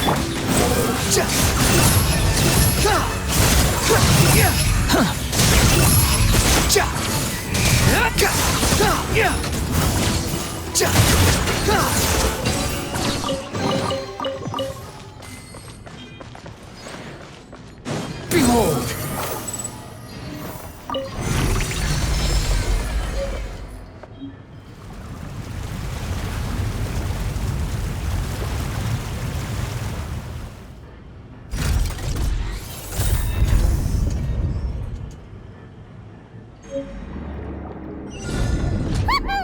Now the path is clear. Let's go!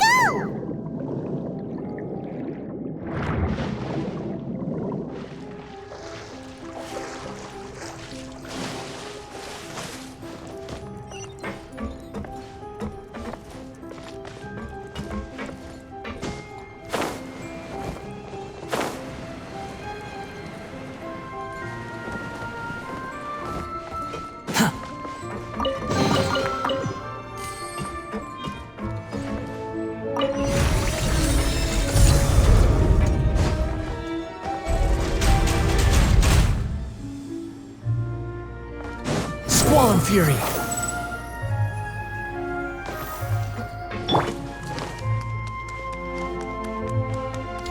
Hey! Sharing my knowledge! Our bond is strong.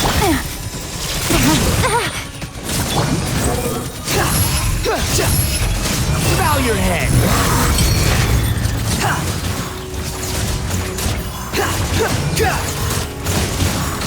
The wind rises.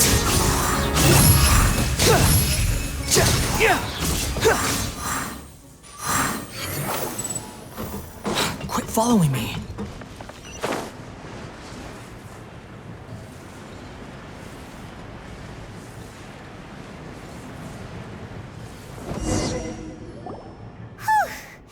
After all that, we finally made it to the innermost sanctum. Though, as expected, the mastermind isn't here.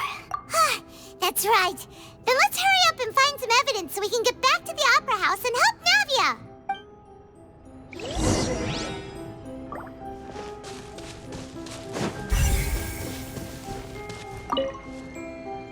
Let's see what's written here. Nothing escapes Detective Paimon's eyes. Callas. Navia's father. Oh, this seems to be an investigation report on him. Yep, it's about finding someone to assassinate Jacques and Callas because of a lack of confidence that Jacques himself would go through with it. This should prove the existence of the third person, right? We still have not determined the exact content of the key information Callas has passed on to certain members of his organization. The old dog's a real menace to deal with. Even if he abides by the promise he's made to us, he will still have the upper hand. He can act whenever he wants to make our lives miserable. The only option left is to remove him from the picture entirely. I concur. Let's send someone to kill him. He won't declare war as long as we don't touch Navia. Oh, seems like we've got a bunch of correspondence between the higher-ups. They're all just so evil.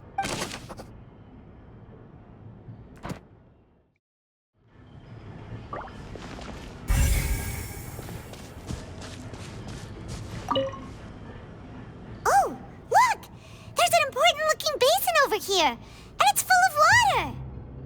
That means this is where they make all the synth, and that special water is the main ingredient. If you dilute it with normal water, you'll get synth, but the pure stuff can dissolve a human. Paimon will take notes on this incriminating evidence.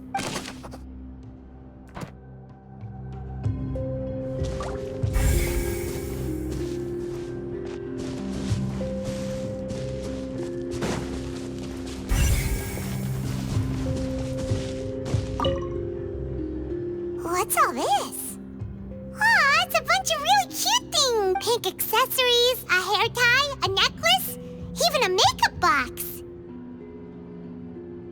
Oh, Paimon sees it too, but why are all these cute things labeled with different girls' names? Huh? You mean the girls from the serial disappearances? They were brought here? And then they were turned into water. And all the boxes of things. These names. That means... Oh, this is terrible!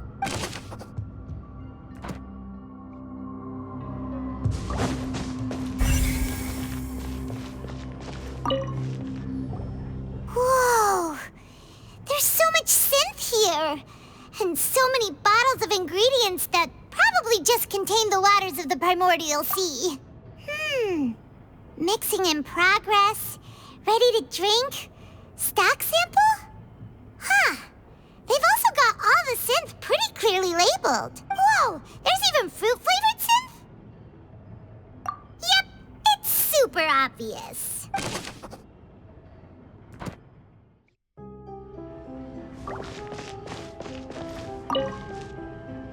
What's this over here?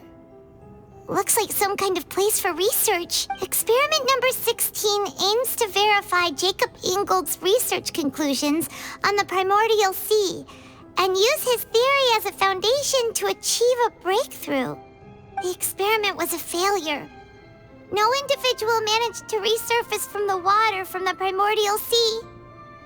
Female specimens 22, 23, and 24 were dissolved. Sorry, Traveler. Paimon will try her best.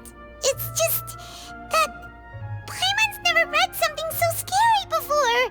How could someone write something that terrible in such a matter-of-fact tone? You read the rest. Paimon's too scared to keep going.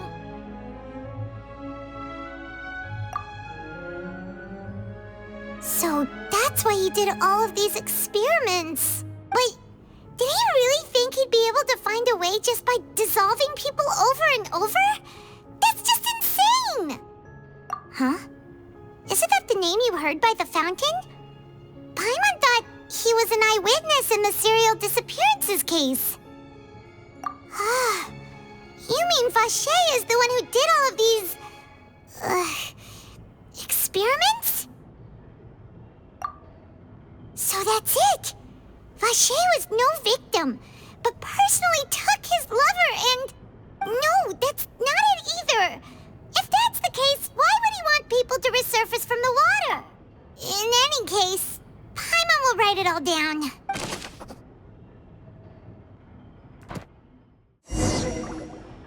We've looked at almost everything here, and it seems like our theories were spot on. But, yeah, we haven't found anything that reveals his true identity. No wonder even Neuvillette wasn't able to find anything. Whoever it is probably destroyed everything to do with that name a long time ago. That way, even if we bring all this back to the opera, we won't be able to identify the true culprit. Sure thing.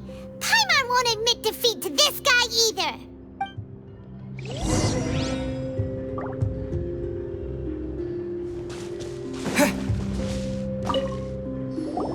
You take that side and Paimon will take this side. Check everything carefully. We'll find something for sure.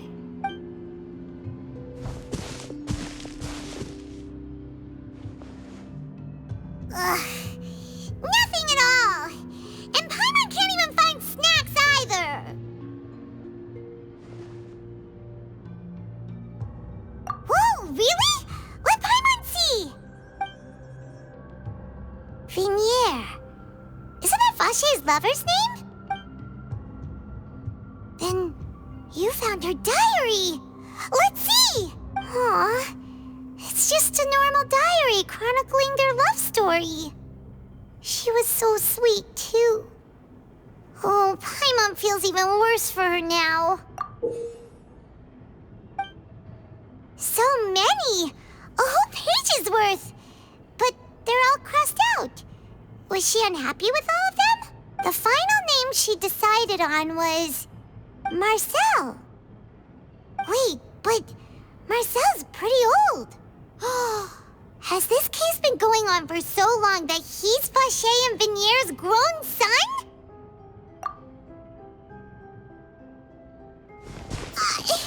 Hey! Paimon still hasn't figured it out yet.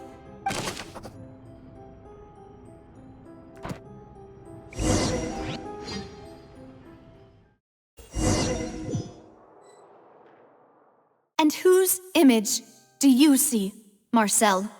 Is it a man named Vacher? Oh, so you do know that name. I'm merely surprised you'd suddenly say the name of someone I've never even heard of. I was waiting for you to say that. Navia! We're back! As expected of my partner. I just knew you'd return in the nick of time. Just how often do you intend to flout the rules of this court? It's all right, Monsieur Neuvillette. Given their confidence, I expect they've found the crucial evidence.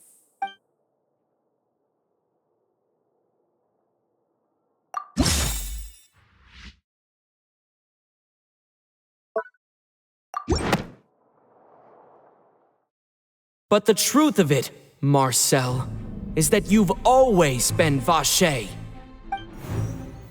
Huh? We've investigated your lair and we already know everything! After your lover, Vinier, was dissolved, you kept abducting young women to experiment on the hopes of bringing her back to you! You even created Marcel as a new identity and destroyed all records of your past as Vacher! So that's it.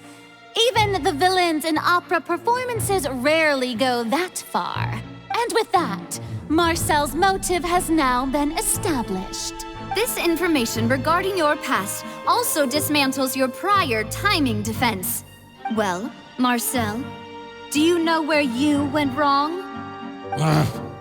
You fixated your gaze on the lover that passed away, instead of paying attention to the living people around you. So, you never noticed how we changed, or how we grew as individuals. You also never understood Boss's real expectations for his daughter. Or our determination to see things through. Your determination. Mr. Marcel, please speak up now if you would like to defend yourself. Otherwise, the trial will move on to the next stage. Do you really think I wanted to do any of this? Pay attention to you? What for? Have you ever paid attention to me? Ever empathized with my pain? Ever known how it feels to watch the love of your life dissolve right in front of your eyes? No one helped me. No one even believed me. All those decades ago, even the officers from the Maison Gardiennage were laughing at me. They said there's no way a human being can turn into water. So I must have gone mad from grief. Vinier's death was brushed away by all of you as if it didn't matter at all. Well, now you know, don't you? Ha! Well, it's too late now. All those who were dissolved are gone forever. You only have yourselves to blame. You set up this ornate opera house in pursuit of your so-called justice, your beloved drama, while turning a blind eye to the suffering of the people. Vinier is dead. We promised each other that we would always be together. Wherever she goes, I will follow. But I'm not from this blasted place, so I can't be dissolved, no matter what I do. Hey, is that water from the primordial sea that he's drinking? I can't dissolve! Can't dissolve! Can't dissolve! Do you all see? I can't go! I can't follow! So if I can't go where she is, what choice do I have but to try to bring her back? I did all of that, and in the end, that accursed Callas still got the better of me. I spent my entire life living on pins and needles, only to get stabbed by his idiot daughter at the very end. The suspect is exhibiting signs of mental distress. Guards, please restrain him. Don't touch me! Don't anybody come near me! I still need to save Vinier. I promise. We made a promise. Vinier. Please, Vignere, don't think badly of me. All I want to do is fulfill our promise. At this point, the verdict of this trial is clear. With Mr. Marcel's conviction, the charges against Mr. Tartaglia no longer have any basis. Fine by me. I was in a bad mood, but after a show like that, I'm actually feeling pretty good. Traveler, please submit all the evidence you have collected to the guards, so that I might review and summarize the truth behind the serial disappearances case. The man now known as Marcel was originally named Vacher and worked as an adventurer with his partner and lover Vignere. During an underwater expedition, Vignere accidentally came into contact with water from the primordial sea and was dissolved in front of Vacher as a result. Vacher learned of the primordial water's existence through the work of others and began to kidnap young women for research, with the goal of discovering a method to restore Vignere back to life. To cover his tracks, he invented the new alias of Marcel and began to operate a business in Poisson. During the course of his research, Vacher discovered that a diluted concoction of water from the primordial sea can induce feelings of euphoria, and began to manufacture and market Sinthe. However, as he accumulated wealth to fund his continued research and expanded the scope, he came into conflict with Spina di Rosula. After exchanging blows with Spina di Rosula for many years, Vacher decided to assassinate their president Callas at a banquet. Although the assassination did not go as Vacher expected, he was able to turn Callas into the murder suspect by dissolving the assassin he sent to the scene. And just recently, Vacher attempted to frame Linny as the culprit of the serial disappearances case, using a similar method. However, his attempt to frame Linny failed, and the power of water from the primordial sea became public knowledge. This case also exposed enough of Vacher's machinations that he was eventually successfully charged in court.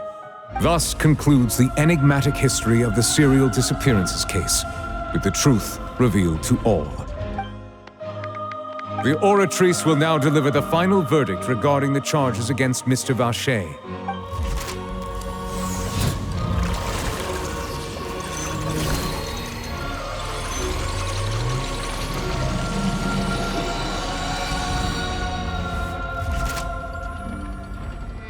According to the judgment of the Oratrice Mécanique d'Analyse Cardinale, Mr. Vacher is guilty. Guards! Take Vacher away. Good. It's what he deserves. With that, the serial disappearances case is over now. We really just witnessed history. Who would have thought the true culprit would be such a polite and well-spoken guy? Yippee! We helped Navia bring the bad guy to justice! He's hurt so many innocent people, and now he's finally getting what he deserves. Huh? Are you okay?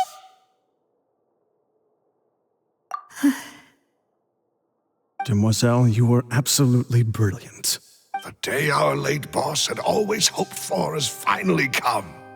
You can rest easy now, knowing justice has been served. Yeah. It's finally over. It's all thanks to you guys. And my partner. See, Papa? Spina di Rosula's still doing well with me at the helm. Well now, hasn't this been a most delicious piece of drama? The villain has been caught, justice has been served, past wrongs have been righted, and it's a big ol' happy ending. Since it's been such a great show, I'll just let the false accusations against me slide. Either way, I've still got some business to attend to, so if you'll excuse me... Please wait just one moment, Mr. Tartaglia. What now? None of this has anything to do with me. According to court protocol, since this trial was initiated due to a charge against you, a verdict must also be made regarding the initial charge before the trial can conclude. Oh, come on. Is this really necessary? Haven't you already caught the real criminal? Isn't it time for side characters like me to exit stage left? Please respect the laws of Fontaine. This has always been the rule. All right, but this sure is a lot of hassle. All I need to do is stand over there, right? Let's just get this over with. Through evidence presented in the public trial that was just held, it has been established that Mr. Tartaglia has no direct connection to the serial disappearances case. The guilty party has been identified, and thus it is logical to suppose Mr. Tartaglia is innocent of the charges. We now turn to the Oratrice Mécanique d'Analyse Cardinale to render the final verdict on the charges. According to the judgment of the Oratrice Mécanique d'Analyse Cardinale, Mr. Tartaglia is guilty. What? Hey! That's not funny! Didn't you just say I'm supposed to be innocent? What's with this verdict? Is your justice machine malfunctioning? Huh? This has never happened before. The Oratrice actually returned a different verdict from the Chief Justice. I mean, have you ever heard of an innocent Fatui Harbinger? Do you think the Oratrice might have just convicted him on general principle? But weren't the charges about the serial disappearances case? No matter what else he's guilty of, it shouldn't affect the verdict in this case, right? The judgment of the Oratrice Mécanique d'Analyse Cardinale is, by law, the final verdict of the court. We must accept the guilty verdict. Guards, please take the suspect into custody per court protocol.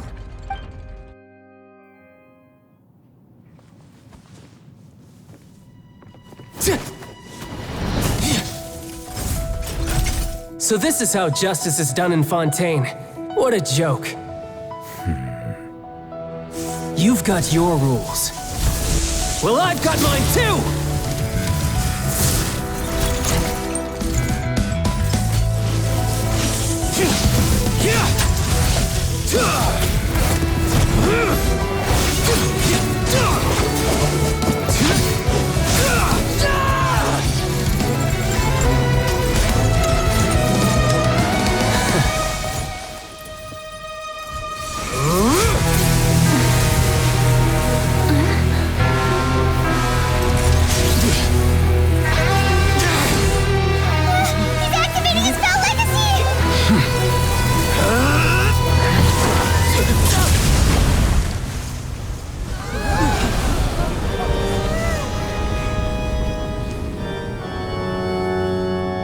I am sorry. If you have been wronged, we will find the truth. But the rules of the court must be upheld.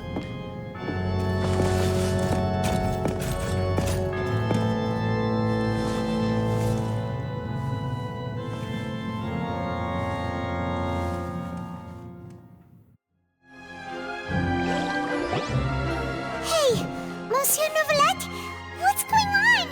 Shouldn't they have been cleared already? Apologies. This is also the first time I've encountered such a situation. However, according to the rules established at the conception of Fontaine's court system, the Oratrice's judgment is the final verdict of the court. All I do is follow court procedure. As for why the Oratrice arrived at the conclusion it did, you should probably ask someone more knowledgeable than me. Why are you looking at me? I had nothing to do with it! I don't know what happened there either. Hey, stop staring at me! What does Lady Furina mean by that? She says she has no idea either, but that's impossible. Didn't she create the Oratrice herself? Yeah, so are the verdicts reliable or not? Can results like this really be called justice? My dearest citizens, did you really think we'd allow an incorrect verdict to be handed out in this court? Did you really believe that the judgment could be mistaken or be the result of some sort of random mishap? Don't tell me. You thought even I had been blindsided by the Oratrice's result. But the way she looked just now, it was pretty obvious she had no idea what was going on. However, given the state of things, I shall give you an explanation. Everything that just took place, including my supposed shock and bafflement, was a part of an elaborate performance, with every action meant to stir up drama and excitement. And, of course, for every performance, there is a script. everything has unfolded exactly as I expected from the very beginning. As the embodiment of the very concept of justice, the Oratrice shall never render an arbitrary judgment! If you thought Child had nothing to do with the serial disappearances case, it is only because you've been blinded by the superficial appearance of innocence. Everything he's done, not to mention the danger he poses, are beyond ordinary comprehension and completely unforgivable! All shall be revealed in time. You will come to understand my noble intentions, as well as the absolute correctness of the Oratrice's verdict. Now, having said that, although I hate to leave things hanging in suspense, it is now time for this performance to end. As the lead actress, I shall be the first to take my leave. Toodaloo! So she chose to make her escape after all, did she? So you're saying we shouldn't put much stock into what she just said? She probably just put on that performance to save face. As for the truth, it's unlikely that she actually has any idea. However, please be assured that I will continue to investigate this case in a personal capacity. Just as I promised, if the judgment has been incorrect, we will do our utmost to clear his name. All right. Even though we feel pretty badly for him, we'll take your word for it for now. After all, he's done plenty of bad stuff, so he should have known he'd go to prison someday, right?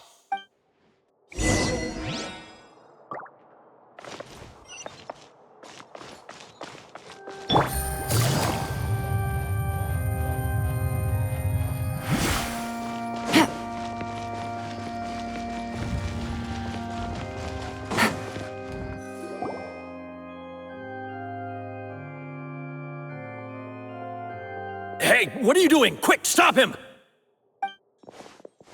Traveler! Hey! Traveler!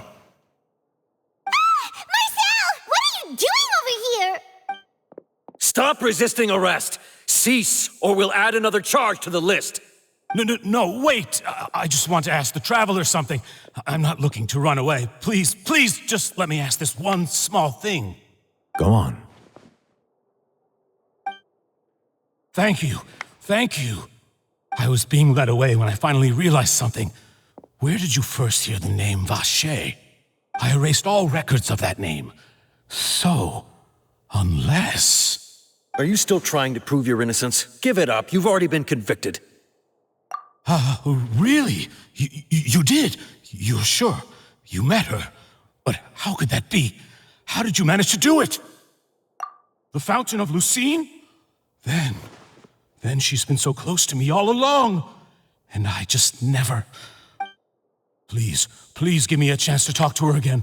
Just let the Traveler take me to the fountain to see her one last time. This is the last request I'll ever make in my life. You can do whatever you want to me afterwards. I don't care. What? Give an inch and you want to take a mile? Do you think serial killers get to make requests like that? Paimon agrees. Why should we give him what he wants when he's only done a ton of super terrible things? This request, is it worth as much to you as your life? Of course! Wait, no. It's worth even more than my life. Humans. Will they betray the instinct to live just to satisfy spiritual needs? Very well. I will grant your request. Your Honor, I fear that... I will go with him. You do not need to worry about any escape. In that case, I shall leave him in your most capable hands, Chief Justice. Thank you, Your Honor.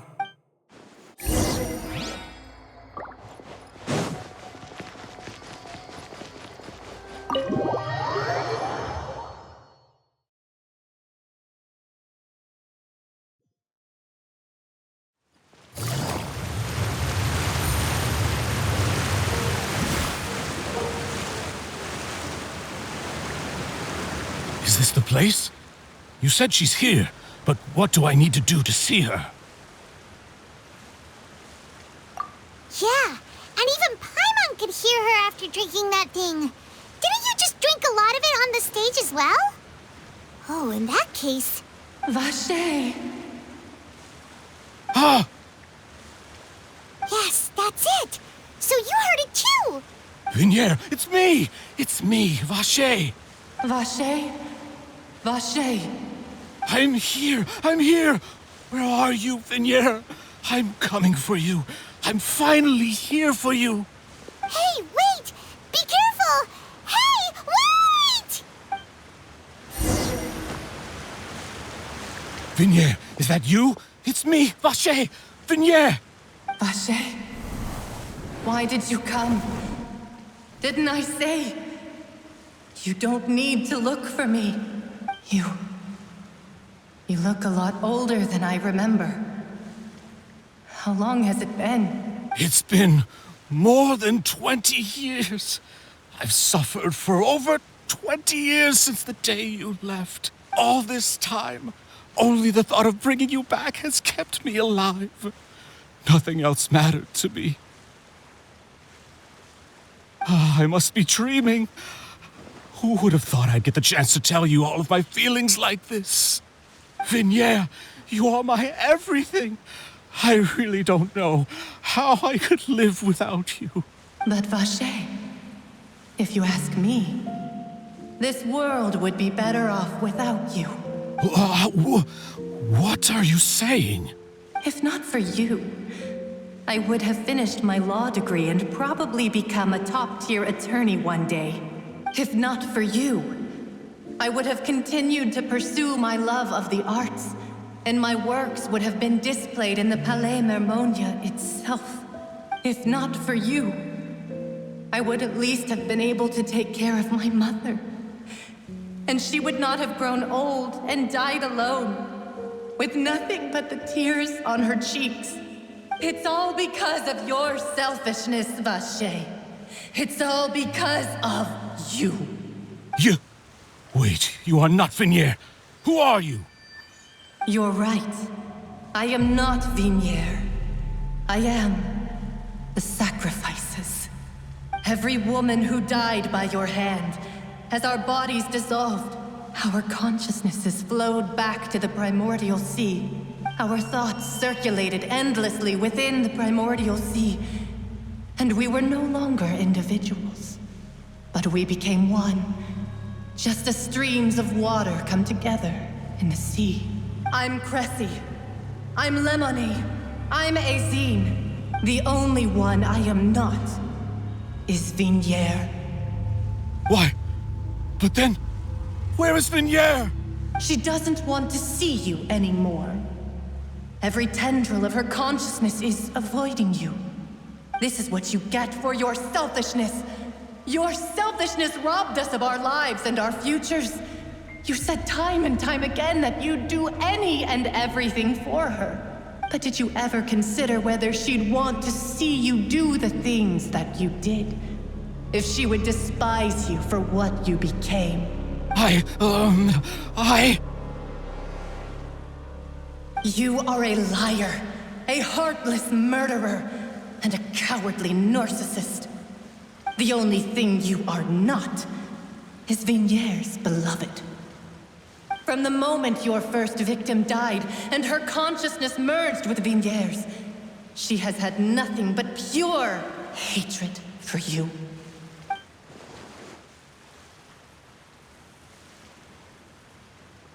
No! Vinier! She can't hate me. Let me see her, please. Have mercy. You still don't understand. When I said don't look for me, that came from the real Vinier. She really doesn't want to see you anymore.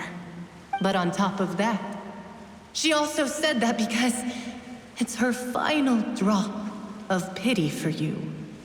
She said that because she knew that if you did come here, we will show no mercy to you. Vache. Vache? Vache. Vache. Vache. Vache. Drown.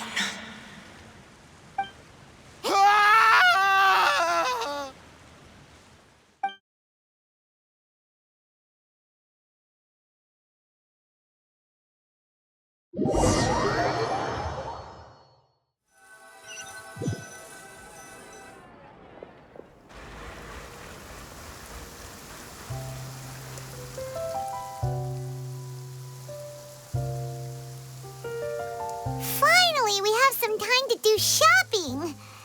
Gosh, it's really been a long time since we've been able to relax.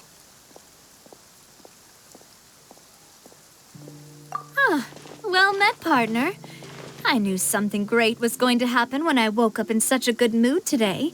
Even this weather can't put a damper on the demoiselle's mood. It's a pleasure to see you both again. Oh, hey, Navia! It's been a few days. Paimon's already started to miss you.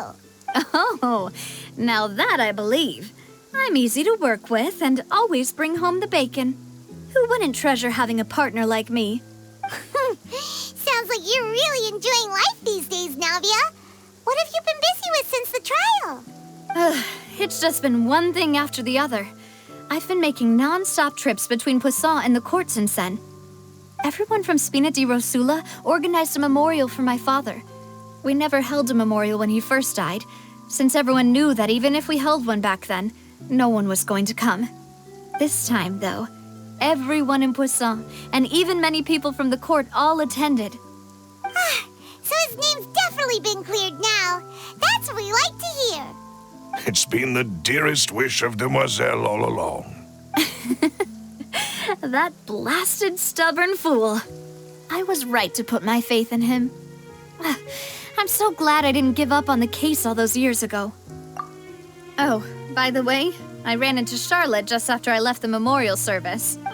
Well, maybe it'd be more accurate to say I knew she would be there, and there was no way she'd just let me go. Huh?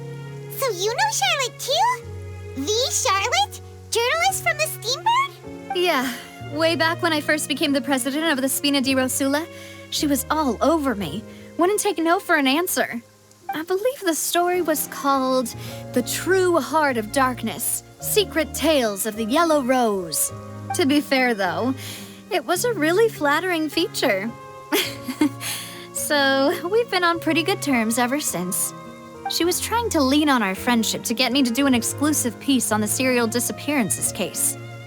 Oh yeah, she told us about that. She's always been super interested in that case, so now her wish has finally come true too.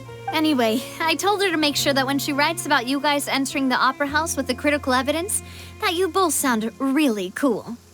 Now that's another thing to look forward to. We trust Charlotte's skills with a pen for sure. Oh, and in other news, I also took Clorinde out for a meal. Oh, are you two on better terms now? While you were investigating Vacher's headquarters, Clorinde gave testimony on my father's behalf. It was thanks to her that we were able to turn the tide. I wanted to thank her. I mean, there's also no point in being awkward all the time, so we took the chance to reconcile with each other. Oh, that's great. Paimon also thought Clorinde wasn't actually a bad person. It's always good to have more friends. Anyway, now that the case has finally been solved, perhaps it will slowly begin to fade from the public consciousness.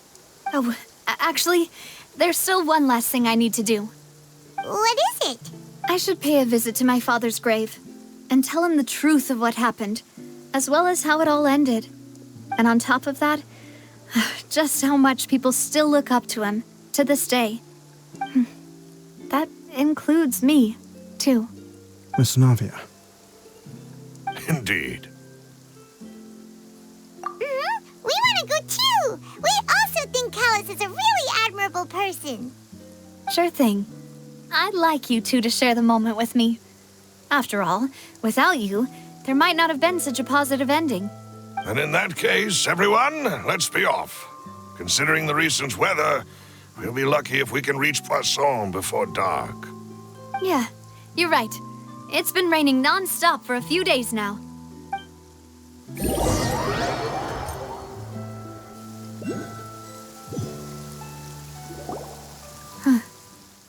This is where my father's grave is.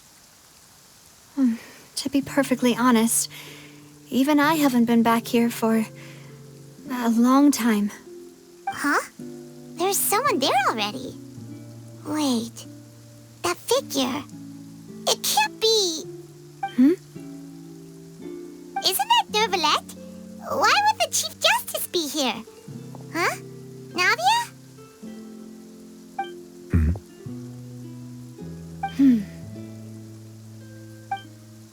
My apologies.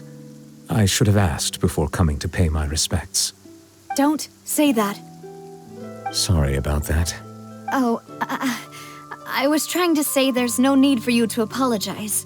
I wanted to show my father how much I've grown, but still, I doubt I've grown to the point that even the Chief Justice would feel compelled to apologize to me over and over. In that case, I will stop apologizing for now. You really could use some pointers on understanding human emotions, Monsieur Neuvillette. In any case, why did you come to Poisson? Well, ever since that day, I've been turning a question over and over in my head. Just what is justice anyway?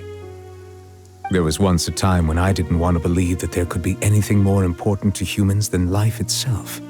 Oh, rather than that, it's probably more truthful to say I didn't believe humans were capable of resisting the most basic instinct of living things. That they could rebel against their own nature, or consider certain things to be more important than their own lives. Which is also why I didn't stop your father from beginning that fateful duel.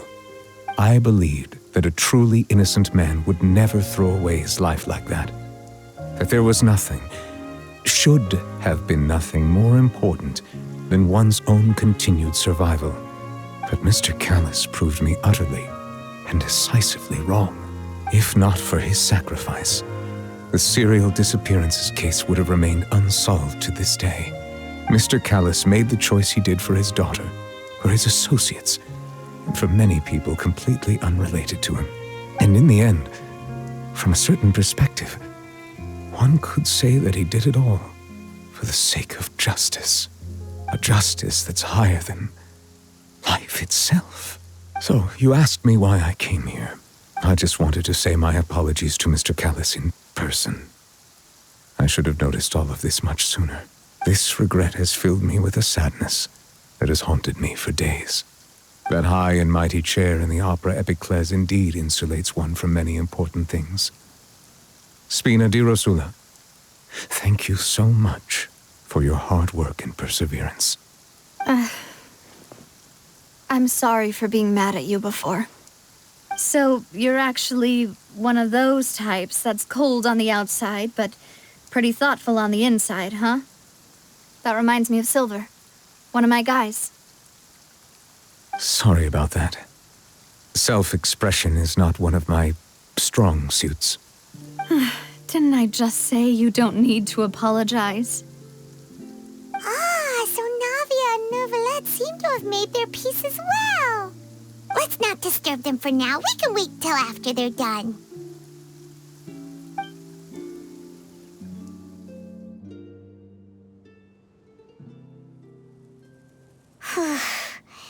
Paimon's never paid respects at someone's grave before.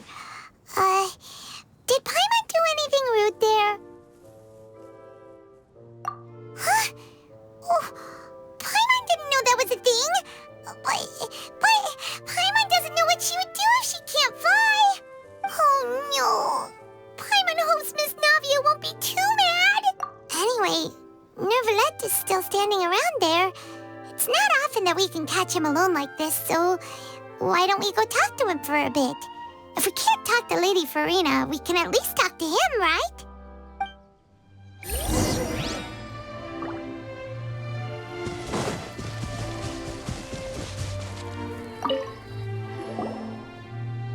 Oh, it's you two. Did Miss Navia invite you to come pay your respects to her father? Mm-hmm. We ran into Navia on the streets today, so we just followed her here. I see. Then is there something that I can help you with? Well, it's pretty hard to run into you like this since you're usually super busy. So we figured we could try to ask you a few questions, if that's okay. Please feel free. Though outsiders, you helped us solve one of the greatest mysteries in Fontaine, and it would be my pleasure to return the favor. So, at court, the bad guys referred to that special water as water from the primordial sea, but what is it really? Truthfully, that name is already quite accurate. I can only surmise that Vacher and his ilk only learned of its nature and existence after extensive research.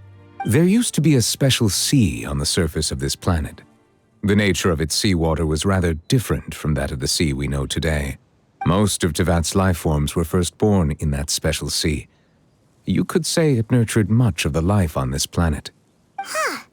So it really was where everything began. It makes sense to call it primordial then.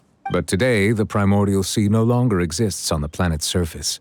What Vache discovered must have been some kind of special case, or a remnant from a truly ancient age. Huh. So that's how it is. Oh, you really know everything, Monsieur Neuvillette. But if that's the case, then why would people, at least people from Fontaine, dissolve in that kind of water? Indeed. Why would the primordial sea, which was known to engender and nurture life, suddenly reverse itself and devour life instead? To be frank, that also doesn't match my understanding of this world and its laws. There must still be some unknown secrets around the people of this land. Is there anything else you'd like to ask me about?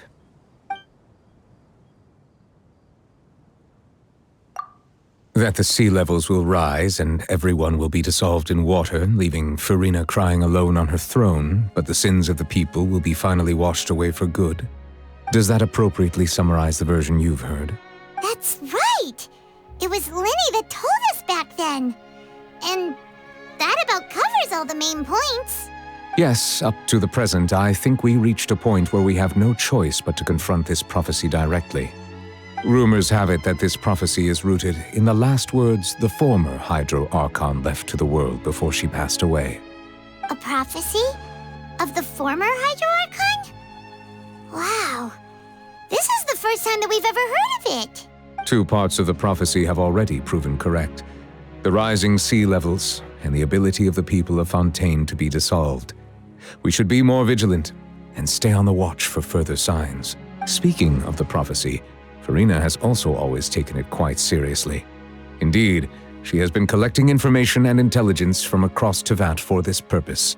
If the rumors were true, then perhaps this prophecy is the conundrum left to Furina by her predecessor. But with Furina being the way she is, can we really trust her to solve it? Is there anything else you'd like to ask me about? My apologies. My investigation has still not reached its conclusion. However, I still believe the judgment of the Oratrice was not rendered arbitrarily. Huh? But you also said you thought he was innocent. For many years, I have been quite aware that the Oratrice does not simply mechanically repeat the verdict that I give on each case. As a divinely created mechanism, the people's unified faith in the concept of justice is integrated into it. Not only can it produce the incredible power of indemnitium, but it likely also possesses other traits, such as self-awareness. Which is all to say, I have been prepared for a situation like this for a long time. Huh. So when Linny told us that he heard a human voice from the room where the Oratrice's core is stored... I was not aware such a thing had occurred. Perhaps that could serve to prove my conjecture. I will add that to the list of items to investigate. In any case, I am inclined to believe that the Oratrice does have a methodology all its own. We just do not have enough information. Based on Furina's reaction, I doubt even she had any idea what was going on. She managed to bluff her way through it, though, with her time-tested twin tricks of bravado and drama. While we do intend to get to the bottom of this, for now, we regret to say that the Fatui Harbinger will just have to bide his time in the fortress of Meripede. If we did incorrectly convict him of crimes he did not commit, we will most certainly compensate him to the fullest extent allowed by the law. If you ask Paimon, the only compensation he'll want is a no-holds-barred fight with you. Is there anything else you'd like to ask me about? Your sibling, another blonde-haired traveler. I'm sorry, but I've never seen anyone who matches that description. If she ever stepped foot in Fontaine, I'm sure she followed our laws to the letter, and had no reason to appear on the stage of the opera Epiclese. Is there anything else you'd like to ask me about? Very well. It was my honor to provide you with what answers I could. I very much enjoyed conversing with you. It will soon be time for me to leave this blissful tranquility behind and return to Palais Memornia. You really are super busy, Monsieur Neuvillette. Paimon thought you only came here to pay your respects today because you had the day off.